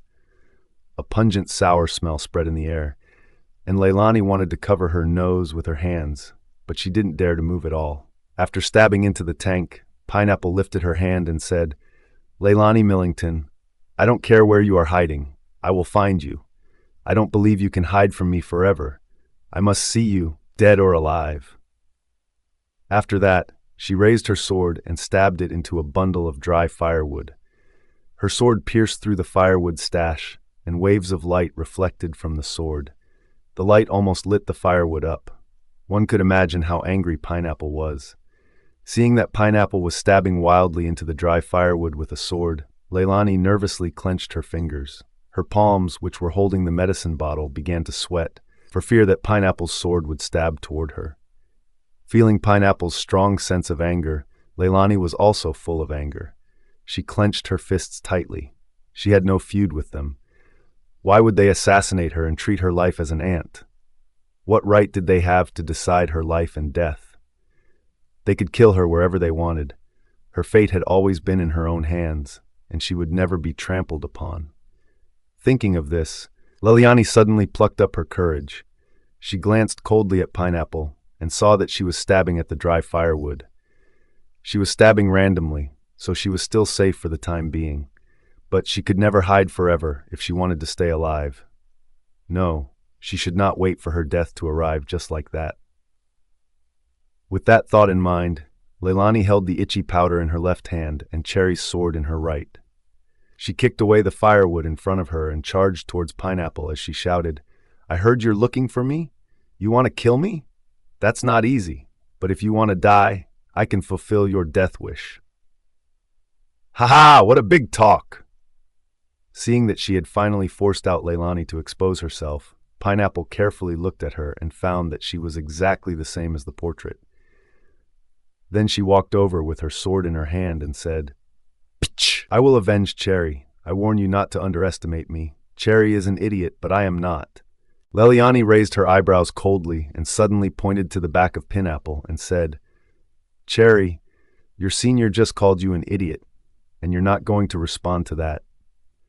Pineapple was shocked to hear Leylani exposing her calling Cherry an idiot and thought that Cherry was indeed behind her. So she turned her head around unconsciously. At this moment, Leylani had already scattered the itchy powder towards Pineapple. Leylani had already analyzed that she was standing in the direction of the wind. She was not far from Pineapple, and the itchy powder would definitely blow on her skin. As expected, when she turned around and saw that there was no one behind her, she realized that she had been tricked and turned her head abruptly. As soon as she turned her head, she smelled a strong smell of dust coming at her. When she looked Leylani again, She was holding a medicine bottle in her hand. Seeing the bottle, Pineapple was stunned for a moment, and then she narrowed her eyes in disbelief. They were told that Leylani knew about poisons. Did she just get poisoned by her? Seeing the slight change in Pineapple's eyes, Leylani raised the medicine bottle and said with a triumphant smile, "You have been hit by my exclusive itchy powder. Soon, your body will start to itch extremely. You'll be scratching your skin until they get irritated and you will ruin your own face. You will die of the itch. How about that? Are you afraid now?" Pineapple narrowed her eyes sharply. She quickly patted her eyes, ears, nose, and her mouth, and even swung her sleeves at her face. She started at Leylani with great fear and said, "I don't believe you. That's not even a poison. That's just sand. That trick of yours may have worked on Cherry, but I will not fall for it. What, you think I am a 3-year-old? With a sneer, she took back the medicine bottle and held the sword tightly in her right hand. "Believe it or not, I'm not the one who's poisoned anyway. This itchy powder is not an ordinary poison powder. It's made of 10 kinds of poisonous insects, 10 kinds of poisonous flowers, and 10 kinds of poisonous grass. The poisoning symptoms are terrible. Since you're not that beautiful to begin with, well, aren't you going to end up like a toad? Anyways, it's best to cure it within 30 minutes, otherwise the itch will be the death of you. Also, you will bleed to death from all the scratching. If you beg me for mercy, I'll consider giving you the antidote." Pineapple had no idea what Leylani sprinkled on her. Of course, it could all be a made-up story, scaring her by saying how deadly the itchy powder was. It was the threat of nothing. She was not sure if Pineapple was sprinkled with enough of the powder to be effective, since she was quite far away from her, so she could only scare her with words, and her fingers crossed. As expected, hearing Leylani's words, the corners of Pineapple's mouth were shivering, with fear flashing across her face. However, the corner of her mouth was bloodthirsty. She lifted her sword and said, "Do you think I will believe your nonsense? My master is good at detoxification, so I can ask her for help. Leylani, don't lie to me. You'll die." In an instant, the long sword, which was as bloodthirsty as a viper, had already stabbed towards Leylani. Leylani was not someone who would be at the mercy of others. As soon as she saw the long sword coming at her, she picked up Cherry's sword and raised it in front of her to block it. With a bang, the two swords collided with each other, making a clanging sound. There was a burst of fire between the swords. Pineapple's inner energy was so strong that it shook Leylani to the ground. She felt a sharp pain in her right hand that was holding the sword. Her whole arm was almost numb. The strength that Pineapple had exerted with her inner energy almost made her spit blood. She did not know how to work a sword, hence she was not a contender against Pineapple. With that thought in mind, Leylani flipped herself to get up as she endured the sharp pain and ran. Among the 36 ways, the best way was to go away. Staying a minute longer was a minute closer to death. "Little bitch, how dare you run away? Let's see how fast you can run." Pineapple shouted coldly and kicked a stone, which hit Leylani's hand. She felt a sharp pain in her right hand, which was holding the sword. She could not help but let go of the sword and drop it to the ground. Forget it. The sword was a burden for someone who did not know how to work with one. She might as well have left it. Looking at her hand, blood was oozing out from a hit of a stone. She messily rubbed away the blood and ran in lightning speed through the city, disappearing into the dark night. Pineapple hurriedly stepped forward to catch up, but after 2 steps, she found that Leylani was gone. That butch was sure fast. She had underestimated her speed. She had to catch up. With a cold shout in her heart, Pineapple used her light footwork to fly over the eaves and run towards the front. After about 10 minutes, a petite figure flashed out from behind the water tank. Leylani held her breath and squatted behind the water tank for 10 minutes. Her legs were numb, and her whole body was covered in cold sweat. After making sure that Pineapple had gone far away, she flashed out. The most dangerous place was the safest place. Earlier, she pretended to rush forward, but when she rushed into the dark night, she instantly found a corner to hide. After waiting for her to run far away, she crouched down and moved to the back of the water tank. She hid behind the water tank for 10 minutes. She only dared to walk out after making sure that Pineapple would never come back. It was really a thrilling and exciting night. Leylani was exhausted, and her heart finally relaxed. If she caught these damn killers, she would make them regret it. At this moment, Leylani saw a woman in green running toward her. She took a closer look and found that it was Cherry. She quickly hid behind the water tank and saw that Cherry was running forward angrily. When she got to Leylani, she stopped and looked around sharply. Where is she? Where did she go? She hasn't come back yet. Has she completed her task? Has she killed that little butch? As soon as she heard the word butch, a raging anger rose in her heart. These two killers had been chasing her all night and torturing her. Thinking of this, she grabbed a wooden stick by the wall and rushed forward. She dashed and stopped behind Cherry. She picked up the wooden stick and hit it hard on Cherry's back. "I'll beat you to death, you wicked woman," Leylani cursed and continued to beat on Cherry's back, making her hide her head in her arms and roll on the ground in pain. Cherry was there thinking where to find Leylani, but instead got hit by a wooden stick when Leylani ambushed her from her back. After rolling on the ground a few times, she endured the excruciating pain on her arms and shoulders. She turned and faced Leylani with an angry glare. "Well played, Millington. So this is your hiding spot. Spill it. What did you do to my senior?" Cherry was flustered and looked a little nervous when she recalled how capable Leylani was and that Pineapple was not around. Leylani looked at Cherry with a sneer. "Of course I killed her. I put her body in the water tank. If you don't believe me, you can go and have a look." "No way. There's no way you did that. My senior has greater skills than I do. I don't believe it." "If you don't believe me, you can go forward and have a look at it yourself. You may see her gasp for her last breath if you do it now." You're such a vicious woman. You're even more vicious than our assassins." Leylani picked up the stick, crossed her arms around her chest, and sneered disdainfully. "I'm not as cruel as you. You can kill an innocent person that you don't even hold a grudge to. I'm just returning the favor. How dare you kill my senior? Leylani, just you wait. My other seniors will be coming after you soon. They would never let you go. I don't believe that you can outpower my seniors." Cherry finished her sentence before going towards the water tank with scars and injuries covering her body. Leylani quickly followed closely behind. "Senior, where are you? I'm here to save you," Cherry said as she lifted the lid of the water tank and looked into it. While Cherry was worried about Pineapple, Leylani had already rushed forward, reached out to push her head into the water. Suddenly, the strong smell of preserved vegetables surrounded Cherry. It was only then did she realize that she had been deceived by Leylani once again. Pushing her opponent's head into the tank, Leylani quickly got up and kicked Cherry's butt, pushing her further down into the tank. "I guess karma has gotten back to you. This is what you get for offending me." Leylani swiftly patted her hands and quickly turned to escape after seeing Cherry's upper body submerged in the tank. She had to run before the three seniors of hers came for her. Cherry was indeed a fool. How foolish was she to believe what she said so simply? However, if it were her, she might also be fooled. People would get anxious when worrying about their teammates. Anyone would have fallen for it when hearing about their teammates' whereabouts. But just as Leylani was filled with joy, a ghostly figure suddenly appeared from the corner in front of her. When she took a look, she realized that this ghostly figure was not someone else. It was none other than Pineapple. As soon as she saw the cold smile on Pineapple's face, she tried her best to calm her mind and calm herself down. She narrowed her eyes coldly and slowly began to back up.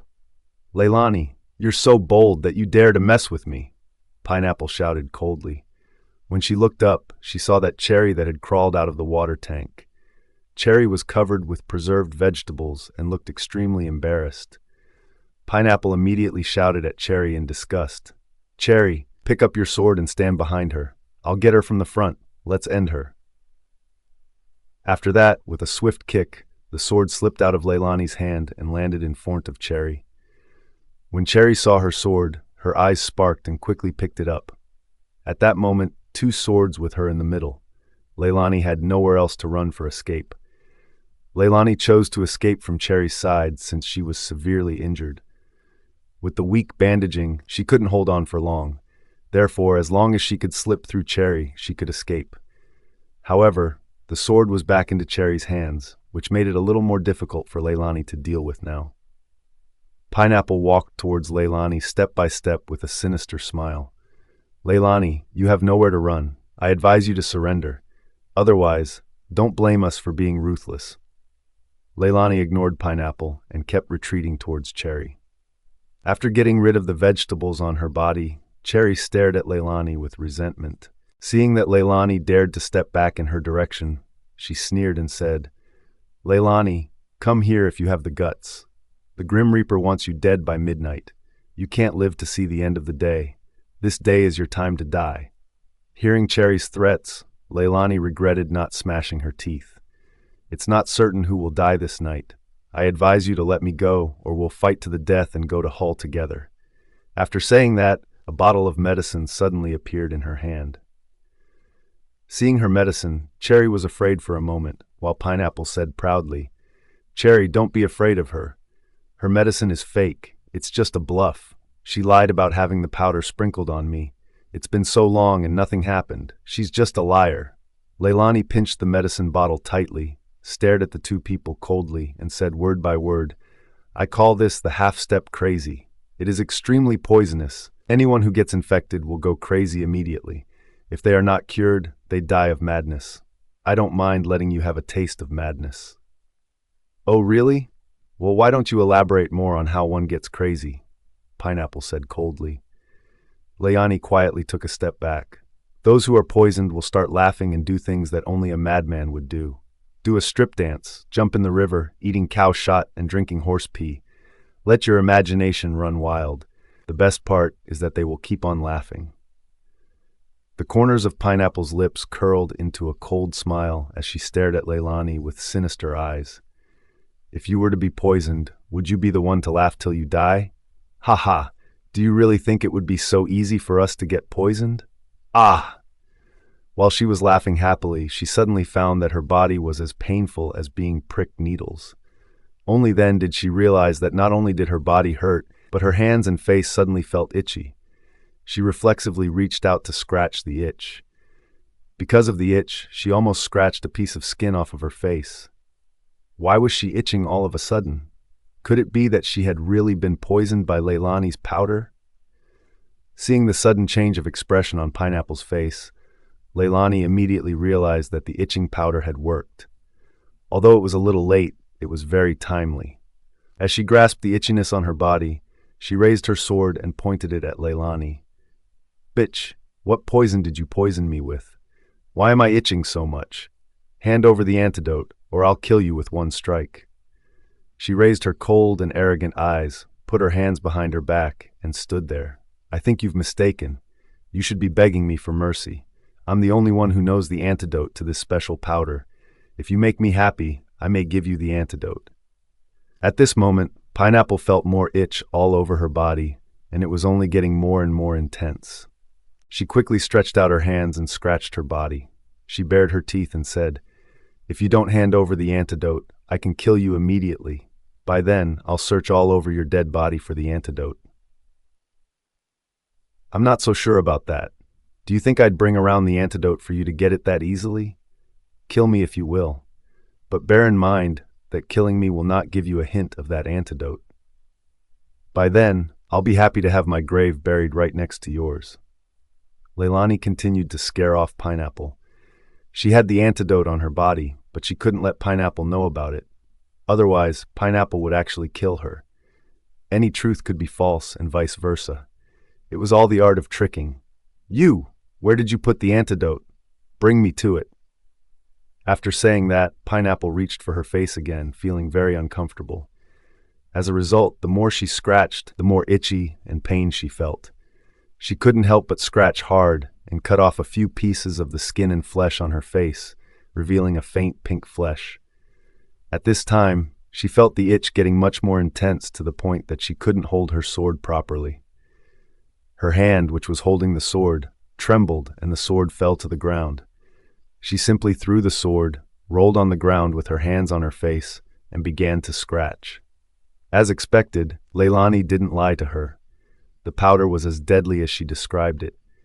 If she had known earlier, she would not have been wasting time. She would have gone back to report to her master to see if she could get some antidote. When Cherry in the back saw the scene, her hand with the sword also shook a few times. Seeing that Pineapple was in so much pain, she was suddenly very afraid of the powder in Leylani's hand. She quickly took a few steps back and stayed far away from her. It felt as uncomfortable as being bitten by thousands of ants. She rolled on the ground in pain, trying to relieve her itch by rolling on the ground. "Leylani, hand over the antidote! Hurry up!"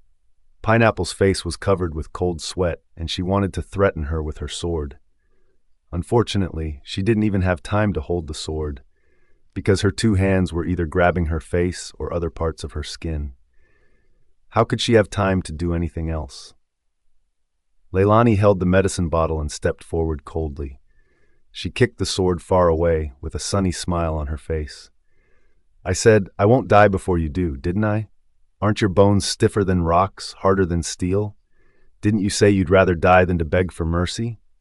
Well, I guess you might as well die from the itch." Pineapple and the others had been trained as killers since they were young. Their personalities were hundreds of times tougher than any ordinary person. They would rather die than surrender. But this was not an ordinary itchy powder. It was the painful torture of thousands of ants biting on her flesh. She really wanted to lower her head and beg for mercy. But when she thought of her association's rules and regulations, she gritted her teeth tightly.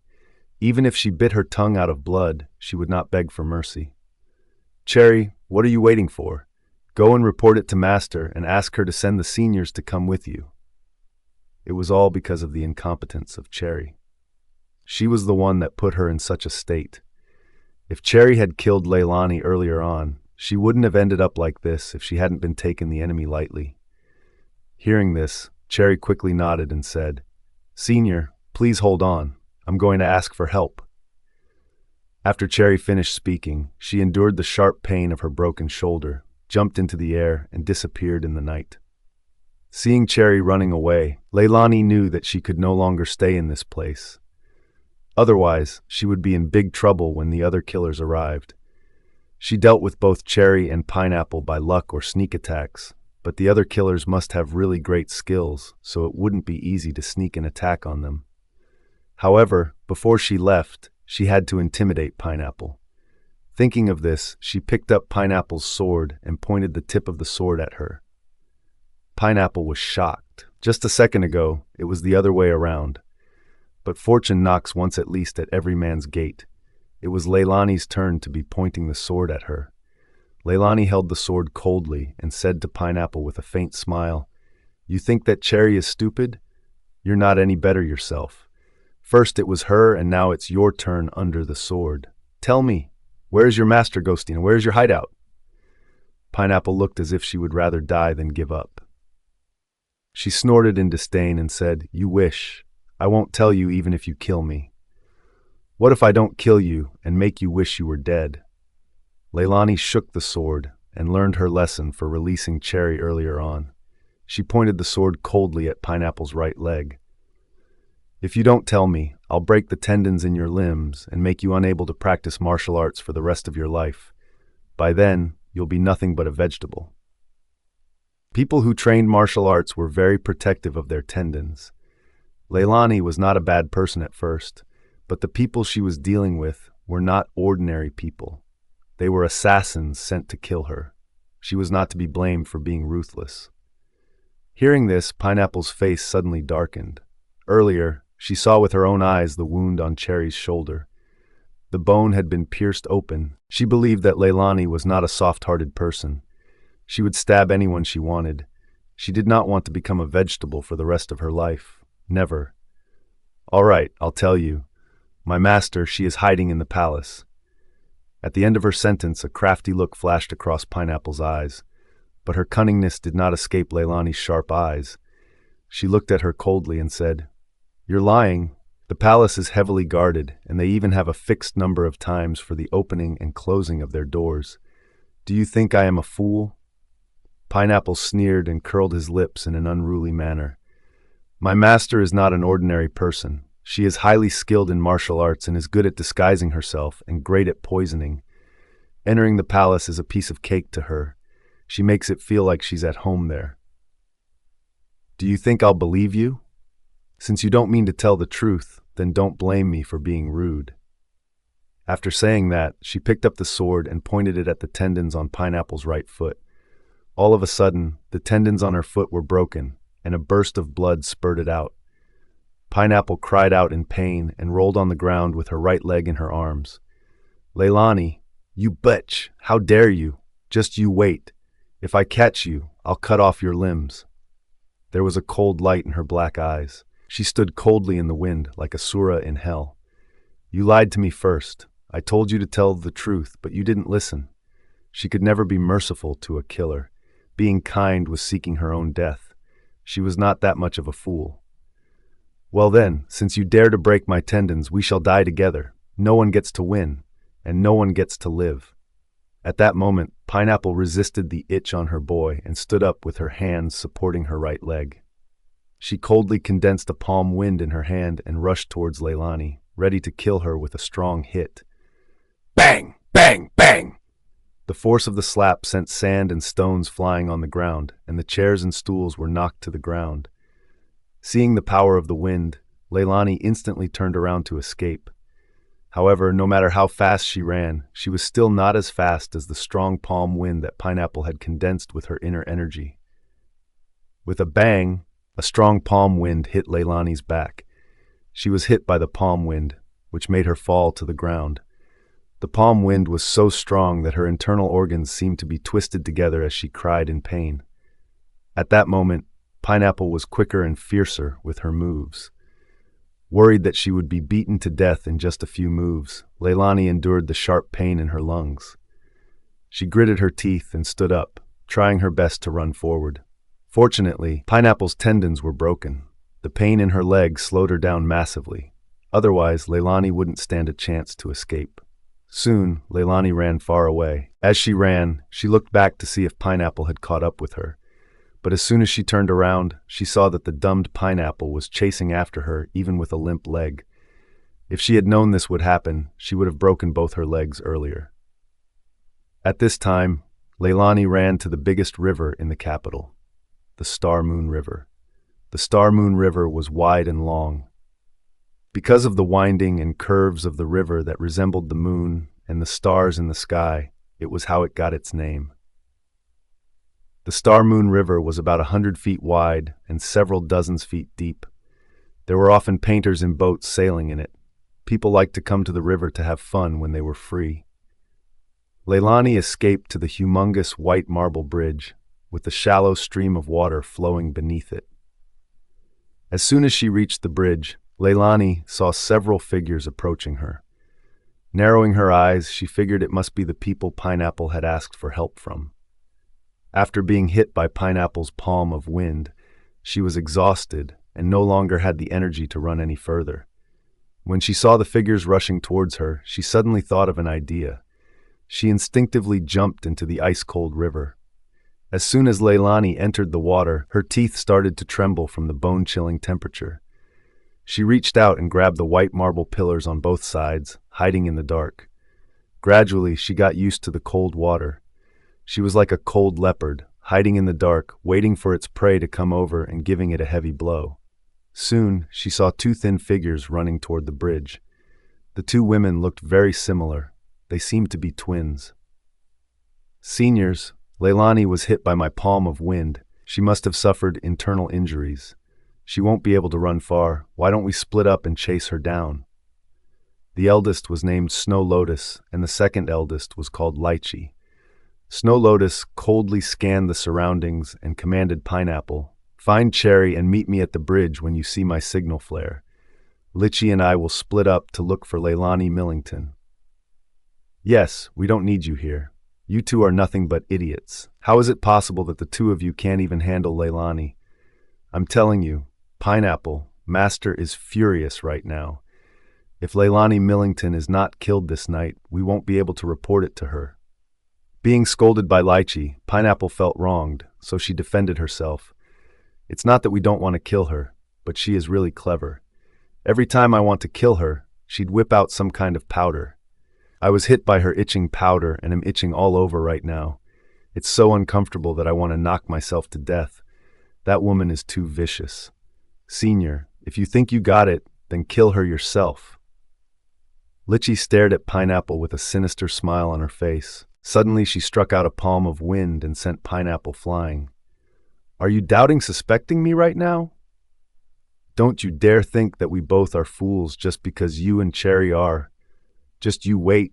Watch how I torture that bitch to death. Pineapple got sent flying several feet away into the trunk of an old tree, squeezing out several bloody coughs from her.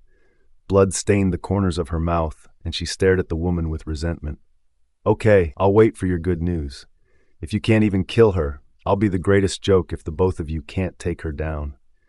If the task couldn't be completed, not only her, all four of them would be punished. Don't look down on us. Get out of here. After saying that, Lychee was about to whip out another palm of wind. With the threat, Pineapple quickly got up and glared at Lychee before she ran away along the walls.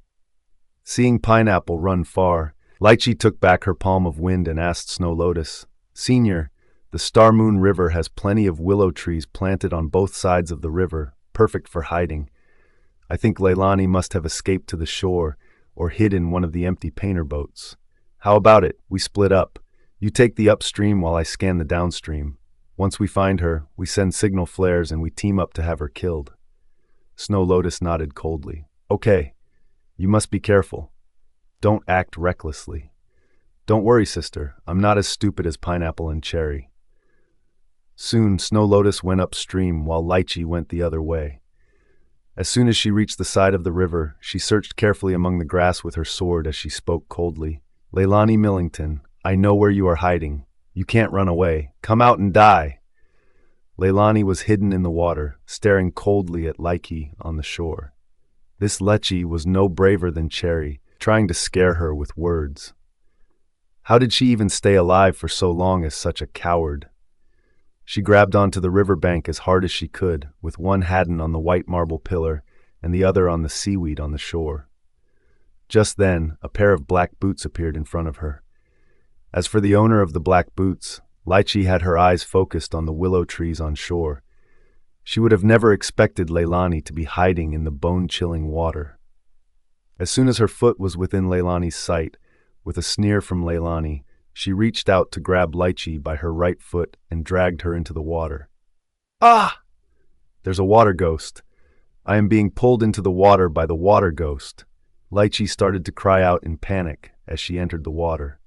Seeing Lychee mistaking her as the water ghost, Leylani did not make a sound just yet. She kicked Lychee into the water and pushed herself on top of Lychee, pushing her further down into the water. Choking on the water as she tried to cry for help, she was unable to fight back as she messily cried, A ghost! A ghost! Senior, please save me! I'm afraid of the water ghost. Such a cold-blooded killer, and yet was afraid of a water ghost. It seemed like the ancients were really into the theory of ghosts and gods. The ghosts were not as vicious as humans. The human heart was the most unpredictable. Leylani did not have any sympathy for Lychee, because she knew that if she let Lychee go, her life would be the sacrifice. All of a sudden, she took out a hairpin from her hair and stabbed it into Lychee's face in the pitch-black darkness. The iron hairpin was so useful, much more handy than the jade or silver hairpins. Thanks to Leylani's poverty, she could only afford the iron hairpins, giving her the perfect weapon. She quietly scratched a few scars on Lychee's face while keeping her head underwater. After a while, she quickly climbed ashore and crawled towards the willow trees, after making sure Lychee wouldn't get up anytime soon.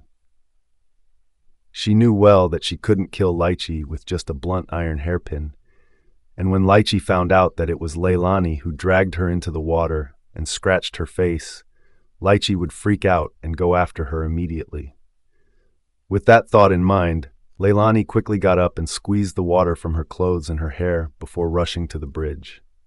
Lychee, who was under the bridge, choked on water as she shouted, My face! My face! My face! My face has been disfigured! Leylani didn't care about Litchi anymore. The only thought in her head at that moment was to cross that bridge. Once she crossed the bridge, Prince Louis's manor would just be 2 streets away. As long as she arrived at Prince Louis's manor, she would be safe. But in the middle of her escape, Leylani suddenly stopped and retreated step by step. Looking at the shining silver sword and the furious person in front of her, she felt her heart in her throat again. It was Snow Lotus. She probably hadn't went far before she heard Lychee's cry for help and decided to turn back. At that moment, Snow Lotus was staring sinisterly at Leylani. She picked up her sword and approached step by step. "Bitch, where did you go? You hid in the water and pretended to be a water ghost. If you dare to hurt my sister, you're just courting death. Your Highness, Prince Louis, please save me." Leylani suddenly looked behind Snow Lotus and pointed with a happy face, with hope of saving her. Snow Lotus also turned her head in an instant. When she turned back, there was no one there. When she came to realization and turned back her head, Leylani had already ran far away. She instantly gritted her teeth in anger. "You little sneaky rat! How dare you trick me? I'll make you pay!" Leylani ran back the route she came from without turning back. Fortunately, she thought about her trick earlier to call out for Prince Louis, giving her a head start. Otherwise, she would have been under Snow Lotus's sword by now. Prince Louis had been sending people to track down Ghostina's whereabouts. Hence, she thought they'd be afraid if she mentioned his name. At that moment, she noticed Lychee, who she dragged into the river, had gotten on shore while Snow Lotus was approaching her from behind. She assumed that Pineapple and Cherry must be waiting for her in front.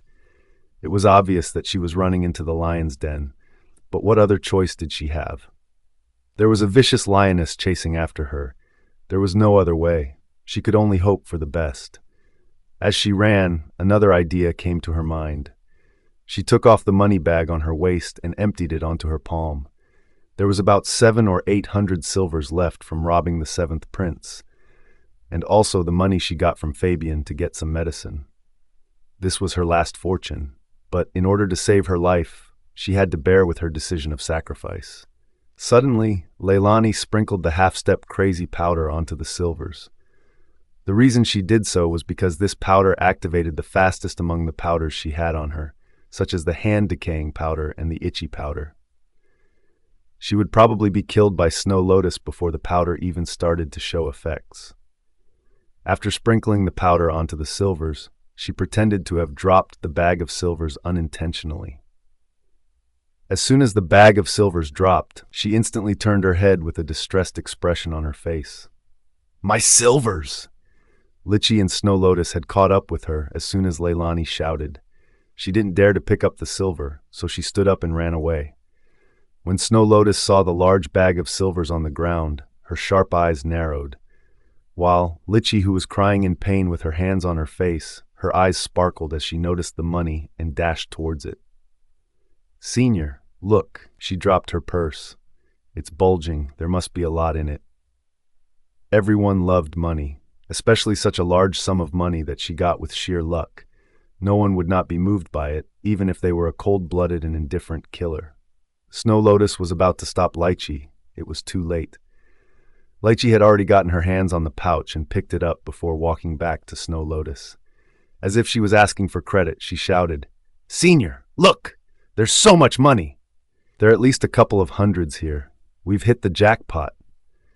Lychee shouted with glee, and excitement sparkled in her eyes. Snow Lotus glared at her coldly, looking as if she was exasperated at her failure to live up to her expectations. "Can you stop being so greedy? Were you supposed to pick up silvers you see randomly on the streets? Look at yourself. Your face is all disfigured. Shouldn't you be looking for cure instead of picking up silvers?" Lychee held in the bag of silvers in her hand and picked out the largest one to show it to Snow Lotus. "Sister, with this money, it wouldn't be that hard to find a cure. My face will definitely be cured. Moreover, Master is good with medicine. She'll definitely prescribe me some ointments. I'll look for Master after this show. She'll save my face." Seeing Lychee handing over the largest ingot of silver, Snow Lotus sighed helplessly and took over the silver with both her hands, and her heart was racing. All of a sudden, Her expressions froze and instantly threw away the silver as she yelled, "There's poison on the silvers! Throw them away, quickly! Poison powder? What powder? Ah! Ah!" At this moment, Litchi suddenly raised her head and started laughing crazily. Seeing this, Snow Lotus turned around and kicked the money bag from Litchi's hands to the ground. At this time, her sharp eyes swept over the back of Leylani's figure. With a cold shout, she kicked a stone towards her. The stone hit Leylani's leg and made her drop on her knees.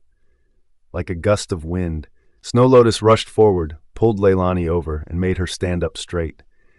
She reached out to lay a gentle touch on Leylani's chest, using her inner energy to hit Leylani's soft spot. At the same time, Snow Lotus pulled out a bamboo tube from her sleeve and lit the core of the tube with a match. A bunch of white fancy fireworks rushed into the sky. It seemed that to be the signal flares they mentioned early. Leylani originally wanted to spread poison powder on Snow Lotus, but she finally found out that she had been immobilized. Her whole body was numb and frozen on the spot. She couldn't move. She could only turn her eyes. She quickly opened her mouth and found that she could speak. "Did you hit my acupuncture point?" It was just like the moment where she time traveled and started this whole thing. Now, Snow Lotus had her by her acupuncture point, making her feel sore and numb all over. She could not move a finger and was totally under Snow Lotus's control. She had learnt a little from Howard about the acupuncture points. It required extremely strong physical powers, and only the people with extremely strong inner energy could learn about it. It was a pity that she didn't have enough physical strength, nor did she have the inner energy. She couldn't hit the acupuncture points. Otherwise, she wouldn't have fallen into such a situation. At this time, Snow Lotus walked towards Leylani and snorted. "Do you think I will be fooled by you like them did? Now you're immobilized, and I have full control over you. I'm warning you to hand over the antidote as soon as possible." Leylani narrowed her eyes slightly and said coldly, "The antidote is not with me, but in my house. If you want the antidote, bring me back to my house and I'll get it for you." She must not hand over the antidote at this time. Once she handed it over, she would die without a doubt. Snow Lotus only cared about her sister. Before she got the antidote, she would not dare to kill her. Right at that moment, Lychee came over crazily. She started to put mud into her mouth and laugh, her head facing the sky. "Ah, it is so funny. Earlier Master was giving us tasks with great prestige, but she suddenly farted. Ah! It's so funny. Even Master farts. It was so loud and so smelly. I held my laugh so hard earlier, but I can't hold it anymore. Ha ha!" "Shut up. Don't you fart?" Snow Lotus snorted coldly at Lychee and pulled her over to stop her from going crazy. Seeing that Snow Lotus had grabbed her hand, Lychee opened her mouth and bit down on Snow Lotus's hand. She bit so hard that Snow Lotus's expressions instantly changed. She quickly waved her hand to get rid of Lychee. "Stop it, Lychee! What are you going to do? Why are you picking random things on the ground and putting them into your mouth?" At this time, Snow Lotus saw Lychee picking stones and eating them. She quickly grabbed the stone and kicked it to the ground. Then, she pressed her down with her feet to control her. Only then did she glare at Leylani angrily. "Bitch, tell me, what kind of poison is this? Is the antidote with you?" Since her acupuncture point had been hit and her life was in her hands, her attitude naturally softened. "I told you that the antidote is in my house, the Millington mansion. If you don't believe me, search my body and see if you can find the antidote. I don't need you to remind me of this." After saying that, Snow Lotus reached Leylani's body and found several bottles and cans of different colors. She suddenly narrowed her eyes coldly, then opened the cork, put it in front of her nose, and sniffed. With a cold sniff, she quickly stuffed the cork in and kicked Leylani hard, sending her flying to the ground. "Butch, there are so many poisons in your body. Are you ready to poison people at any time? You are so insidious. Where is the antidote? Where is it?" "I told you that the antidote is in the General's mansion. If you don't believe me, I can't do anything about it. Pineapple got hit by the itchy powder, and Lychee's got the half-step crazy. If they don't take the antidote in the next 30 minutes, what do you think would happen to them?" Even though Leylani couldn't move, she could still send a cold glare to Snow Lotus. "You dare threaten me?" After saying that, Snow Lotus suddenly stepped forward, stepped on Leylani's hand, and dug her foot deeper into the ground, sandwiching Leylani's hand in between. Leylani was in so much pain her facial features were almost distorted as cold sweat formed all over her body. But no matter how painful she was, she gritted her teeth and tried to hold on. Was Snow Lotus going to break her hand? At this moment, Pineapple and Cherry, who saw the signal flare, rushed over. When they saw that Leylani being trampled on the ground by Snow Lotus, they immediately laughed in excitement. Senior Snow Lotus is really amazing. She actually caught Leylani. Senior, have a rest. We'll do the rest of the dirty work. Cherry looked at Snow Lotus flatteringly while staring at Leylani on the ground. Seeing that Leylani had indeed been caught by Snow Lotus, Pineapple was very much relieved. At the same time, seeing that she was still eating mud on the ground, the corner of her mouth was suddenly lifted with a sneer. She laughed at Lechi, saying how great she was earlier and that she wouldn't fall for Leylani's sneak tricks, and yet she was eating mud. Seeing that Leylani was in trouble, Pineapple quickly stepped forward and put the sword in front of Leylani's coldly. Pch! Where is the antidote to the itch powder? Hand it over quickly, or I'll gouge your eyes. When she saw the sharp tip of the sword, her eyes narrowed. I said that the antidote is in the Millington mansion. If you want to detoxify, take me back to the manor. If you dare to touch a strand of my hair, I will make sure that you can't see the antidote for the rest of your life. I will do what I say. Huh. Still quite stubborn for someone who's in your shoes right now.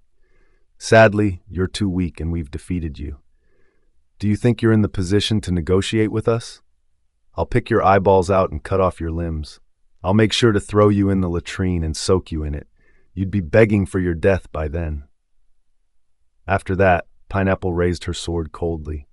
Just as she was about to stab the sword into Leylani's eyes, Leylani closed her eyes uncomfortably and waited for the sword to stab her. But at this moment, a sudden gust of wind blew around them. The wind brought the sand flying in the air, twirling in circles like a tornado. Leylani had to shut her eyes much more tighter now. When Pineapple's sword was about to pierce into her eyes, suddenly a cold sword light flashed, and the light flashed onto her right wrist. Her wrist was cut off by the sword light, and it fell to the ground. Suddenly, she clutched her right hand and rolled on the ground in pain. The sword in her hand fell heavily to the ground, making a clanging sound. At this time, Leylani found that her eyes were not cut off. She quickly narrowed her eyes and saw a flash of white light, and it was Pineapple's right hand that got cut off. It was such a powerful sword light. What was it? It seemed to be a sharp, bright white beam of light that was much faster than Pineapple's sword. In the midst of the sandstorm, a dark figure stood not far away. Because the sandstorm was too strong, Leylani could not see clearly. She could only see that it was a tall man with a beautiful sword in his hand. The man was tall and slim, and his black robe was blown up by the wind. He was like an asura in the dark night, exuding a fierce and bold momentum. He walked toward the crowd step by step, like a super-mundane master stepping on shadows. Snow Lotus looked up and opened her eyes wide. There was a strong look of panic on her face. It's the ancient divine sword, the Xenon sword. No wonder it's so sharp. The Xenon sword? Oh no, it's Prince Louis Fabian. Let's run. As soon as Snow Lotus finished speaking, she disappeared in a flash. Before her juniors could react, they saw a peerlessly handsome, jade-like yet cold, murderous man walking toward them in the cold wind. And everyone clearly saw that it was the bloodthirsty, cruel, and arrogant man was Prince Louis. Seeing Fabian's wild appearance, Leylani immediately breathed a sigh of relief. She'd been rescued. Reveal to me where Ghostina is, and I will spare you. Otherwise, I will kill you without mercy. Fabian stepped forward coldly and glanced at Leylani lazily. He held the Xenon sword in his hand and looked at Pineapple and the others coldly. It's Prince Louis. He's here. Pineapple was so frightened that she quickly stepped back. At the same time, she exchanged bloodthirsty looks with Cherry. At this time, Cherry suddenly grabbed Crazy Lychee by her chin and twisted it in a swift motion. A stream of blood flowed down the corner of her lips, and with a roll of her eyes, she was dead on the Gorund. This scene happened so fast that Leylani couldn't even process it quickly enough. At the same time, Cherry glared at Fabian coldly, as if she would rather die than sell out her master. Prince Louis, save your schemes. We'd rather die and never betray our master. That's right. You will never find out where master is. You've been hit by master's most powerful golden silkworm. Just wait to go to hell. After they finished speaking, they suddenly bit hard on their tongues. In an instant, thick black blood oozed from the corners of their mouths. As soon as Leylani saw the black blood, she instantly knew they were poisoned. Could it be that they had already poisoned themselves earlier on when they got threatened in order to not betray their master? Seeing them end things just by the presence of Prince Louis, they must know they were no match for Prince Louis. They might as well save themselves from the punishment. Ghostina sure had her way in training such loyal and obedient subordinates. These girls were like her puppets. However, she figured that they have been chasing her all night long. They deserved to end up like this. Since they dared to be an assassin, they should be ready for death at any time. Unfortunately, Snow Lotus escaped. Seeing that the three of them had ended things by taking poison, Fabian frowned unhappily. He stepped forward coldly, poked the three bodies in the scabbard, and searched them. Apart from finding some poison and hidden weapons, there was nothing about the whereabouts of Ghostina. Then, he walked coldly to the front of Leylani and reached out his hand to touch her chest. The next second, Leylani could move again. As soon as she could move, she quickly jumped up and moved around. The feeling of being hit in the acupoint was not good. Except for being unable to move, her whole body was sore and numb. She absolutely did not want to experience that again.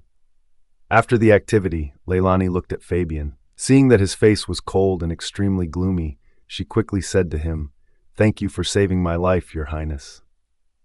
If he had come a second later, she would have lost both of her eyes. Therefore, he was her savior. However, that man sure had an icy, stern look on his face. No one dared to get near to him, afraid that would freeze to death from the icy cold aura he emitted. "Come here." Suddenly, Fabian ordered Leylani, and his voice was as cold as that of the king of hell. She moved towards him step by step. She didn't provoke him, so why was he so fierce? She secretly scanned the xenon sword in his hand and saw that the sword was indeed as beautiful as Amelia had described it to be. It was shining in the dark night, shining like the essence of the sun and the moon in the dark night. It looked like a divine sword. No wonder it was so powerful. A sword light that could cut off people's hands and feet. It was indeed a peerless divine sword that could cut iron like mud. Only a man like Fabian could handle such a powerful sword, right? Who told you to walk on the street in the middle of the night? Fabian's voice was still cold. His beautiful phoenix eyes looked coldly at her, and his body was obviously full of anger. She finally understood. It turned out that Fabian was blaming her for going out in the middle of the night. Was he worried that no one would be able to detoxify him if she had been killed? However, Leylani was hungry and tired at the same time. She wanted Fabian to bring her back to his manor to have a rest. Moreover, she had to ask for his permission to borrow his xenon sword. She couldn't afford to offend such a master. Hence she said, "Because I wanted to see Your Highness as soon as I finished my task at the manor. That was why I was out late at night." "You wanted to see me?" Fabian's sharp eyes narrowed, and his voice was as mellow and pleasant as a cello. Leylani nodded quickly. "Of course, I was worried about Your Highness' health, so I couldn't wait to see you. I didn't expect to be chased by these 4 people. Fortunately, Your Highness arrived in time, otherwise I wouldn't be able to see you. I was just passing by." In fact, when he was practicing his footwork in the middle of the night, he saw the signal flare fired by the assassins, so he chased after it. As soon as he came over, he saw that Leylani was in danger, so he saved her. Listening to Fabian's voice, she found that he was finally softening up, unlike the cold and indifferent man he was earlier. His voice at that moment didn't sound like it frees someone to death, but still enough to make someone stiff and cold. After saying that, Fabian put the sword back in its sheath and walked in the direction of his manor. He held a shining luminous pearl in his hand, which was used to light up the road. Leylani could not help but be amazed. This guy was so rich that he could whip up such a precious sword and pearl just anywhere. It would be great if she had such a luminous pearl that could brighten her path. Leylani quickly followed him and heard Fabian warn her coldly, "In the future, don't talk to me like that." "Like what?" Leylani was puzzled. What did she say? "What do you think?" Fabian turned his head and squinted Leylani. He walked in front with no expression on his face. His walking posture was really cool, and his body was full of elegance. Just his back was very attractive, which was very manly. Leylani scratched her head. What did she say earlier? Suddenly an idea came to her mind. What Fabian meant was probably talking about herself, saying that she wanted to see him as soon as possible. God, he hadn't gotten the wrong idea, had he? Did he think that she was confessing her love to him? That was not her intention at all. It was just an excuse to get her off the hook, as he asked her why she was on the streets in the middle of the night. Did he really think that she liked to talk like that? If he had not been overbearing and wanted to blame her for going out alone, she would not have made up such a lie. She was not exactly excited to see him, but she hoped to never see him at all. He was such a cold man. One would be frozen into ice if been in the same room with him for too long. How could she have such feelings for him? As they walked, she suddenly saw a silver light shining on the ground not far away. Wasn't that her money? "Your Highness, wait a minute, I forgot to take my silver." Once she saw the silver snow lotus left on the ground, the feeling of finding something she had lost made her feel like she was on cloud nine. She dashed to it and patted off the powder on the silvers before blowing at them to make sure she got as much off as possible. Then only did she carefully put her silver back into her pouch and hugged it in her arms like it was an inherited treasure. After the lost silver was recovered, a sense of happiness appeared on her face. Her smile was like a blooming flower, a little over the top, if one may say. Seeing Leylani's series of actions with her eyes sparkling with excitement, Fabian was speechless at how greedy that woman was for money. Ignoring the greedy look on her face, Fabian said coldly, "The person sent by Howard has already sent a message. They found out that there is only one fragrance of rest tree in the world, and it is in Jomari Kingdom." "Really? Isn't it easy to get it in Jomari Kingdom?" Leylani's eyes were shining, and she looked at Fabian with a smile. Her hard work sure paid off. The fragrance of rest tree was just in Jomari Kingdom. With Fabian's ability, it was a piece of cake for him to get it in his hands. Fabian looked at Leylani coldly and raised his red lips in an evil way. "It's not that simple. This fragrance of rest tree is with the Queen." "With the Queen? You are Prince Louis? Why don't you just ask her for it?" Leylani did not understand what Fabian meant. Why was it not simple that it was with the Queen? All of a sudden, she remembered that the Queen gave birth to the Crown Prince. In recent years, the Crown Prince and Prince Louis had been fighting fiercely, and the two sides had been in deep trouble. Furthermore, it was said that the Queen and consort Roselle had fought fiercely in private in the palace. They were already so powerful that they were like fire and water, that they could not tolerate each other. There could only be one of them. At this point, they were already enemies. Why would the Queen give the tree to Fabian to save his life? If she knew that Fabian needed her tree to save his life, the stronger her will to not give it to him. She'd be happier than ever to see him get into an accident. Now this was the detour she had to take. "Your Highness, you can tell His Majesty about this and ask His Majesty to give you the tree, or send someone to steal it." After thinking for a while, she gave Fabian two great ideas. Fabian gave her a cold look, and his red lips curved into a cold smile. "The Empress already knew that I needed 3 kinds of traditional Chinese medicine to cut the lid, and she immediately found out that I needed the fragrance of rest tree. She released the news in the afternoon that the fragrant tree of rest died a year ago. It was cut off by a servant and burned as firewood. The Queen said that she would never give to Fabian even if she was beaten to death. She was afraid that Fabian and the Emperor would ask her for it, so she asked someone to have settled the tree in advance. If Fabian continued to ask, it would be a waste of time.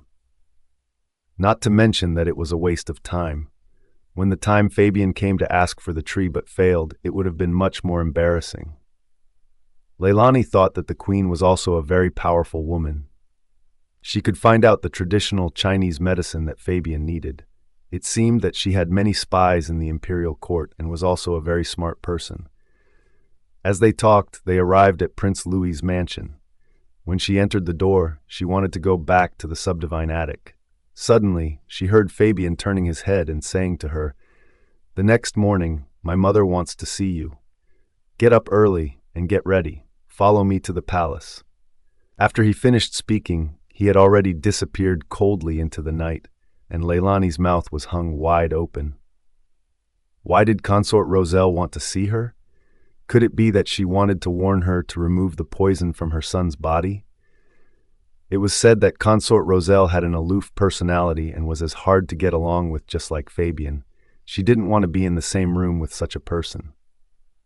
The people in that family were so cold that they always looked down upon the world. It was probably because they were in a high position that they developed this habit. Unlike Leylani, she was used to gender equality between men and women, and everyone was equal in education. She didn't like to be bullied by these royal relatives.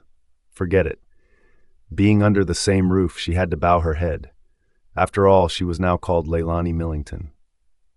Early the next morning, when Leylani was still sleeping with a pillow in her arms, Yulia came to her room in a panic and said, "Miss Leylani, Prince Louis is waiting for you in the yard. He told me to tell you to get up quickly and go to the palace with him after packing up." Leylani is still immersed in dreamland, where she was buying candy for Joseph on the street. Hearing Yulia's voice out of the blue, she jumped out of bed. Back then, when she was a doctor, she, too, had to jump right up whenever she received calls from the emergency room. Now that she was here, she didn't have to do complicated and heavy operations for people every day. Even so, she could still maintain a good tradition of getting up in an instant. Leylani suspected that she had a tendency of being abused. It didn't take long for her to wash up. After that, she carried a small cloth bag on her back and went out. This was a bag that she ordered Yulia to sew. She didn't expect that Yulia was very good at sewing cloth bags. Yulia embroidered a beautiful peony on her backpack, and there were 2 swans playing in the water on her back. She also made a cloth cover with a pair of buttons on it. The buttons could keep the bag closed, and things wouldn't fall out of the bag so easily. Yulia also took her instructions well, making her a bag that was longer and wider. With that, she could wear the bag on her shoulder, and it would be as convenient as modern-day bags. With big storage room and sufficient inner pockets, she could fit a lot of things in it. With this small backpack, Leylani suddenly felt much more relieved. She finally did not have to worry about losing her silver or wearing her poison bottles in her waist or sleeves all day long. As soon as she got downstairs, she saw Fabian, Lydia, and Mira standing there waiting for her. Because Fabian was too tall, his momentum too strong, and his appearance too cold. He was the first she noticed out of the 3 of them, since his aura overshadowed everyone's. Then she looked at Lydia, who was dressed in white. She looked extremely beautiful, even with little makeup on. Of course, no matter how beautiful she was, she didn't seem to be as beautiful as that cold and arrogant man. Leylani could not help but complain in her heart. Women in the world always like to quarrel because of their beauty. However, it was the quiet men that were the most attractive. It was rare for Fabian to have such a beautiful appearance, but his personality was tough and strong. His masculinity was emphasized with his body, which made people dare not violate and approach him. Seeing that she was walking down the stairs at a leisurely pace, Mira could not help but snort. "Did you stay up all night? Who do you think you are, daring to let us wait? Do you think His Highness has all the time in the world to wait for you to get ready?" She raised her beautiful eyes and said with a faint smile, "I didn't ask you to wait for me. You can go first. As for His Highness, if he is willing, who are you to comment on it?" As soon as she finished speaking, Mira's face suddenly became very embarrassed. Leylani was right. His Highness hadn't said anything yet. What was the point of her saying that? Lydia quickly tugged on Mira's clothes and winked at her. She looked at Fabian affectionately and said, "Cousin, Your Highness, don't be angry. Mira has always been like this. She has a sharp tongue and a soft heart. She means no harm." Fabian raised his chin proudly. His chin was as perfect as a knife. His black robe made him look graceful and luxurious. The jade belt on his waist was shining brightly. He walked forward coldly. "She didn't offend me. Why are you talking for her?" The implication was that Mira had collided with Leylani. Lydia should have explained it to her. Lydia's expression changed slightly. His Highness was cold. She was just trying to find an excuse to talk to him. How could he be so heartless as to expose her? And he never let them call him cousin. He thought it sounded bitter. She was about to speak, but what she saw was Fabian's cold and ruthless back. At this moment, Fabian, who had walked to the door, said coldly, "Leylani, come here." "What for?" After taking 2 steps towards the door, she found that there were 2 carriages parked beside. Among them, the carriage that Fabian was close to was luxurious and magnificent. It was inlaid with gold and jade, and even the curtain was embroidered with dragons and auspicious clouds. At first glance, it could be seen that it was a carriage that could only be used by the relatives of the emperor. The carriage next to him was much more ordinary. Although it was not as luxurious as Fabian's, it was already extravagant than an ordinary official's carriage. Fabian looked at Leylani coldly and ordered in a deep voice, "We are going to the palace in a carriage. You're sharing one with me." As soon as he said that, everyone was shocked. Lydia and Mira were stunned. Usually, His Highness would take his carriage alone, while they would take the carriage at the back. However, His Highness actually asked her to take the same carriage as him. It was really incredible. As far as they knew, His Highness was not familiar with Leylani.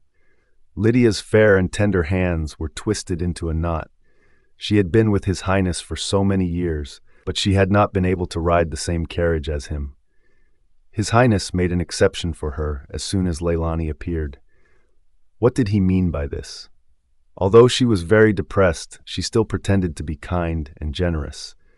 Although Fabian ordered, it didn't mean that Leylani would want to. At a glance, she could see the tears in Lydia's eyes. She was afraid of hurting Lydia's heart, so she quickly waved her hand and refused. "Your Highness, I can share a carriage with Lydia." Could it be that the couple had gotten into an argument? Then he was using her as a target for them to shoot at each other?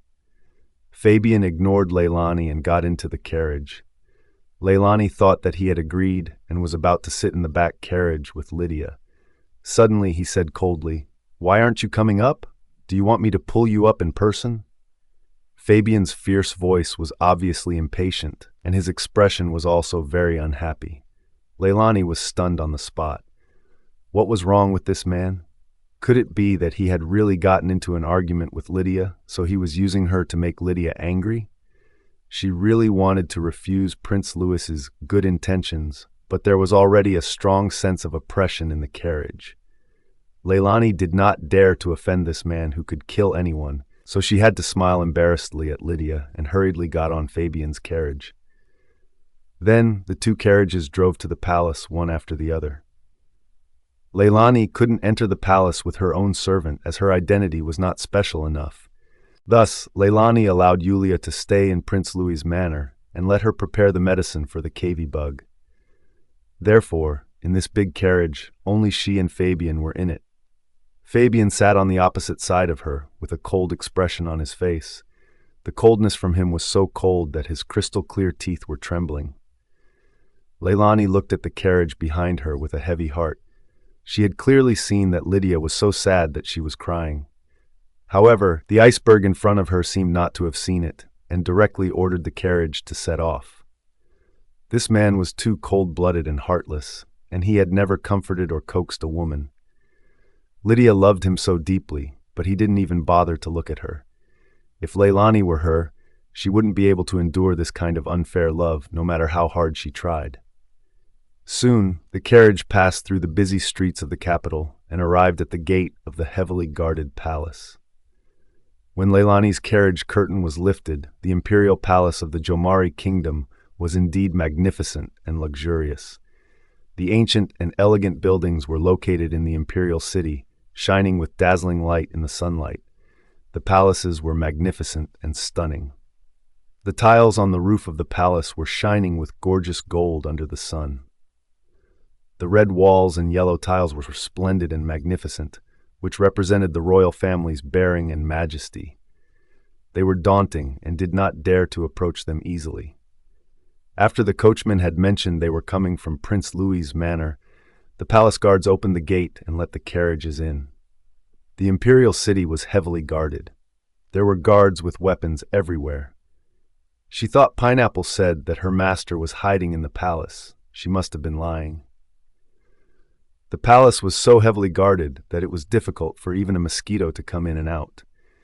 No matter how powerful her master was, it was impossible for her to keep a low profile. Pineapple must have lied to her. Otherwise, her master would be living in a very remote and heavily guarded place. Thinking of this, Leylani quickly shook her head. How could a killer's words be true? Maybe she was just lying to her. Why was she thinking about this? Soon, the carriage stopped in front of a palace gate. After Fabian and Leylani got off the carriage, and she was asked to sit in a sedan chair. Leylani had never been in a sedan chair. The eunuch steps made Leylani swag from side to side, giving her an interesting experience. Soon, they arrived at the place where Consort Roselle lived, the Rose Palace. There was no need for further description of the Rose Palace. It was definitely a grand and luxurious place. After arriving at the palace, a palace maid came to lead the way. Fabian walked in the front. Lydia and Mira were very familiar with this place, so they quickly followed. However, Leylani was left at the back. After passing through the garden and the small bridge, they arrived at the main hall of the Rose Palace. As soon as she entered the main hall, she saw a man and a woman sitting in the middle of the hall from a distance. The man was in his early 50s, with a thin mustache on the corner of his mouth. He wore a crown and a bright yellow robe, embroidered with a domineering 5-clawed golden dragons. Although he was old, it could still be seen that he must have been a handsome man when he was young. Even though he was already in his early 50s, the years did not leave too many shadows on his face. His face, in addition to a little more beard and sorrow, still looked energetic and elegant. As soon as she saw him in, she knew that he was Holmes Lawrence, the current king. It had been 200 years since the founding of the Jamori Kingdom, and this day was Holmes's 20th year in ruling. From a distance, Leylani could see that the king was powerful despite not being angry. He was as cold as an asura, with sword-like eyebrows and tiger-like eyes. His eyes were cold and sharp. His eyes were hidden with light, and his body was full of godlike majesty and innate nobility and majesty. He sat there coldly, which was very intimidating that no one dared to breathe. Sure enough, he was Fabian's father. His temperament and cold and arrogant eyes were exactly the same as Fabian's. At this time, after Lydia bowed to King Holmes, she walked to the stunning beauty sitting beside King Holmes with a gentle face. Only then did she realize that the beauty was dressed in gold and silver, paired with a pearl hairpin and a jade ring. Her gorgeous clothes were like brocade, and her delicate eyebrows were like jade. Her eyes were bright, and her expression was cold. She looked beautiful but noble and cold. There was a hint of arrogance in her eyes. Such a high and aloof imperial concubine must be Consort Roselle of the Rose Palace, Fabian's biological mother. Perhaps it was because she was good at taking care of herself, but Consort Roselle, who was over 40 years old, looked even more beautiful than the 18-year-old girls on the streets. She had a slim figure and fair skin. Her oval face was decorated with a pair of extremely beautiful almond-shaped eyes, slightly raised, which were very similar to Fabian's. However, unlike Fabian's, her eyes were clear and charming. They were very attractive. Compared with the fairy-like Lydia, she was a whole different level. No wonder Fabian was so handsome. It turned out that he had a beautiful mother. If Consort Roselle had been younger, not only Lydia, but none of the women in the world would have been her match. No wonder she had been doted on for so many years, and the older she became, the more she was doted on. No matter how young the young ladies who had just entered the palace were, they were still no match for this peerless beauty. At this moment, Consort Roselle turned to look at King Holmes, who was standing beside her. Her gaze was filled with affection. Her expression and actions were as if her eyes were filled with love. She was so infatuated with him that she looked like a lotus flower out of the water. She was truly pitiful to see him. What kind of man wouldn't love such an attractive woman? Seeing that glass was behind him, Fabian narrowed his eyes unhappily and looked at her with a heavy voice. Are you going to just stand there, or are you going to greet them? Leylani quickly stepped forward and thought of the way Lydia and the others saluted. Lydia and the others were the hostage princesses of the White Wolf Kingdom. They were not allowed to kneel before King Holmes. However, she was different. She was just a minister's daughter. Naturally, she had to kneel down and pay her respects. Back in the modern era, she only knelt before her ancestors. It was a first for her to kneel in front of a living human being. Forget it. To keep herself alive, she had to. Greetings, Your Majesty and Consort Roselle. After bowing, she slowly stood up and stood there in a graceful manner. Her temperament and elegance were not inferior to that of Lydia and the others. You must be Leylani Millington, the girl who broke off the engagement with the Crown Prince? After King Holmes finished his words, there was a trace of coldness in his eyes. He heard the news from Almore, and that she was rude and disrespectful to the Crown Prince. He had heard that she even hit him. Although he did not make a fuss about it back then, it did not mean that he forgave and forgot about it. Now that the girl in front of him was being polite and generous, he couldn't see through her. Would she the same person that hit the Crown Prince?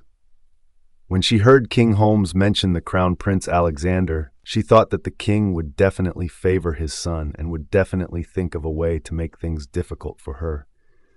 Her beautiful eyes narrowed slightly, and she nodded naturally. Your Majesty, I just thought that I may not be the best candidate for His Highness. That was why I had broken off the engagement. As of this day, His Highness and I no longer have anything to do with one another. I sincerely hope that His Highness could move on and eventually have a happy marriage. Ha! Consort Roselle suddenly sneered. Her smile was as bright as a rose. I heard that this young lady is very bold. She had even beaten the Crown Prince.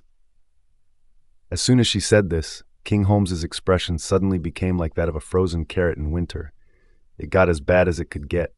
She couldn't help but roll her eyes at the bottom of her heart. Consort Roselle, oh, Consort Roselle. She was indeed the arrogant woman who liked to talk nonsense and thought highly of herself above everyone else.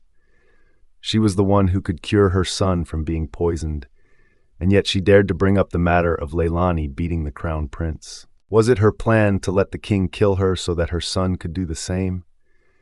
It was said that Consort Roselle relied on the fact that she was the princess of the White Wolf Kingdom, while her elder brother was the king.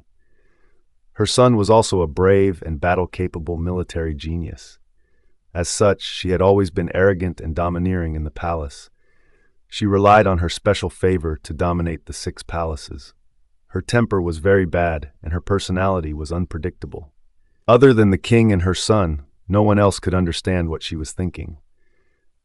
And this day was the day that she had witnessed it all on her own. Fabian sat beneath King Holmes and looked at Leylani coldly. His red lips curled slightly, and a hint of playfulness flashed across his eyes. He wanted to see how this girl would deal with the difficulties the king and his mother were about to throw at her. Leylani secretly glanced at Fabian and found that he just glanced at her. Then he turned his head, acting as if nothing had happened, and ignored her. This guy didn't even speak up for her. Was he not afraid that she would kill him when she gave him the cure for the poison?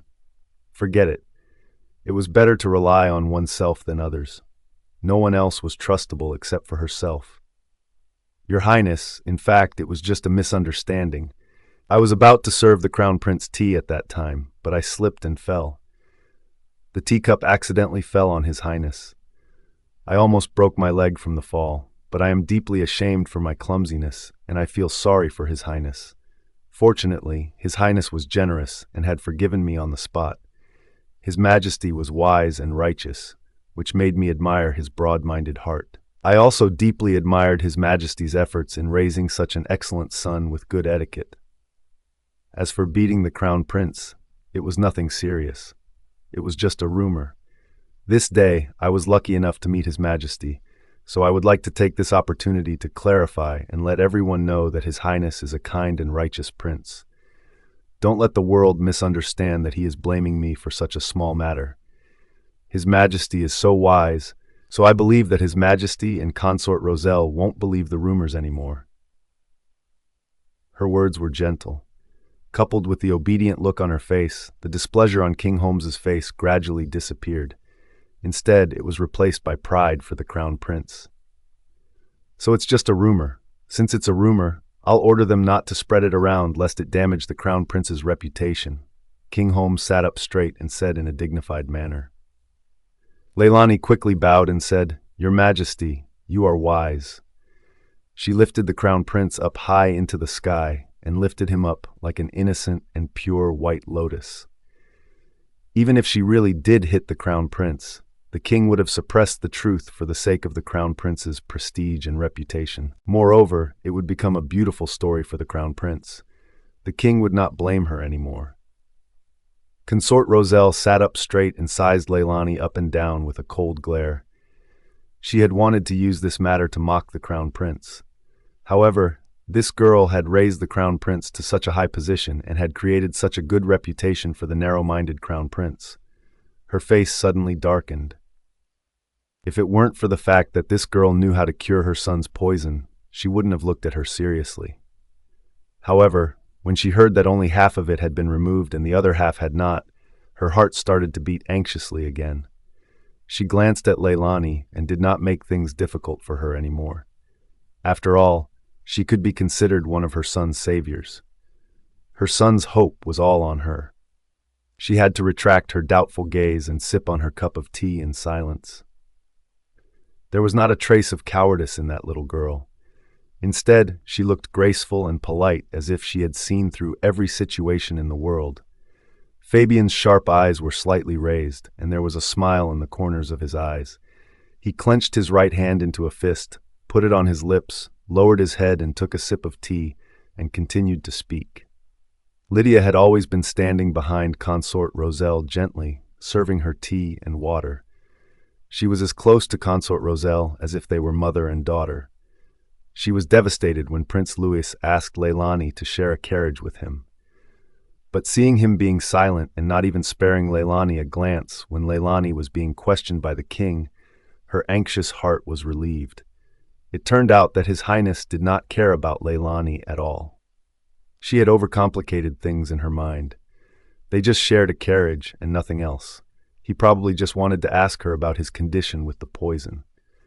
At that moment, King Holmes's sharp eyes sized up Leylani carefully. Noticing her slender and weak body as if she could be blown away by the wind, he asked her doubtfully, "You were the one that cured half of Prince Louis's poison?" Leylani replied calmly, "Yes." "At such a young age, you know how to cure poisons?" The Millington family is indeed strong with their medical backgrounds, having several talents in the medical field. King Holmes brushed his beard as he complimented Leylani. Leylani quickly said, "I just read a lot of medical books and tried the methods that I saw. The poison was unusually strong. The ingredients needed for the cure were extremely rare. Whether I could gather all the medicine and fully cure His Highness's illness, I don't dare to give you my guarantee." No doctor in the world would guarantee their patient a complete cure, let alone in front of the king. She didn't dare to guarantee that she would be able to cure the poison. If something went wrong and she couldn't solve it, she wouldn't be able to save her life. Hearing this, King Holmes's expression suddenly became fierce and cold. He looked at Fabian with a very pitiful expression, and his eyes were full of self-blame and guilt. "You are the god of war of Jamari Kingdom. You have the blessings of the citizens, and also the favorite and most distressed son of mine. It's all my fault that I failed to protect you well, to have allowed you to be poisoned by a killer and suffered a lot." After that, he looked at Leylani with a dignified look and ordered in a cold tone, "I order you to do your best to cure Prince Louis and not let any mistakes happen. I just want to hear the good news and not any bad news. Don't let me down." The implication behind what he said was that the consequences could be guessed by anyone on scene if she could not completely cure the Crown Prince. Leylani's heart was hanging high in the air. It was obvious that King Holmes was threatening her. If she could not get rid of the poison, she would definitely be beheaded. At this moment, King Holmes spoke again. Of course, I have always been clear about the rewards and punishments. If you can remove Prince Louis's poison, I will give you 10,000 taels of gold, 1,000 acres of fertile land, and priceless jewelry. Therefore, you must not take it lightly. You must work hard and cure the poison. When she heard the reward would be 10,000 taels of gold and 1,000 acres of fertile land, she immediately nodded her head and began to flatter him. I will do my best to live up to your Majesty's expectations. Fabian glanced at Leylani and played with the teacup in his hand with his fingers. The corners of his mouth curled into a casual smile, but it disappeared in an instant, and he regained his ice-cold face. At this moment, Consort Roselle turned to look at King Holmes with a worried expression on her face. It's just that, Your Majesty, I've heard that the only fragrance of rest tree has been chopped off and used as firewood by my elder sister. What a bad timing. She chose to cut down the tree just when Fabian was poisoned. Did she plan to take his life like that? When Consort Roselle finished speaking, tears welled up in her eyes. Her tears were like a spring. It was obvious that she truly felt sorry for Fabian. Otherwise, her eyes wouldn't always be red. When she came in earlier, she found that although Consort Roselle was wearing heavy makeup, her eyes were still red and she looked a little dispirited. She must have been worried about Fabian. After listening to Consort Roselle's words, King Holmes narrowed his eyes and began to comfort her. His eyes were filled with deep pity for her as he said, "Didn't she say that she cut it down a year ago? Don't talk nonsense if you don't have any evidence. Don't worry, I will send more people to search for the 3 ingredients you need for the medicine. No matter what price we have to pay, we must find them." Just as the saying went, 2 tigers cannot live in the same mountain. However, this mountain had to have 2 beautiful tigresses. The Queen and Consort Roselle each had an outstanding son. The 2 of them had always been at odds with each other and did not like each other. They always wanted to find a way to get rid of each other. He pretended that he didn't know, but in fact, he knew everything. He was a king, so he didn't allow others to threaten him with the throne. As long as they didn't show up in front of him, he could turn a blind eye to them. However, if they went too far, he would not spare them. The background of the 2 women was very powerful. As king, he could not help either of them. Leaving the 2 of them to battle it out, allowing them to have the time to reflect on themselves, was the most beneficial way for him. Queen Elisa was the queen's niece. They came from the same family and both shared the same surname. Naturally, they shared the same mind. The queen was the first woman to be on side with the king. She was not Fabian's biological mother. Fabian's mother was just a consort and had passed away long ago. The queen had great influence in the court, and her influence was complicated. Her younger brother, Wilson, was Queen Elisa's father. He was now the Prime Minister of Jamari Kingdom and had numerous disciples. He was also an influential figure. Queen Elisa's elder brother, Dylan, was the Grand Marshal of the military, so his background was on par with Consort Roselle's. As long as they fought against him and did not threaten his own interests, he would naturally value them and their 2 sons. On the contrary, if someone had a different intention and wanted to usurp the throne as soon as possible, then they shouldn't blame him for being rude. Thinking of this, he touched the beard on his chin and suddenly turned to look at Lydia, who was standing beside Consort Roselle. He had seen Lydia a few times before, but they were quick glances. Consort Roselle had always kept her hidden, as if she was afraid he would see her.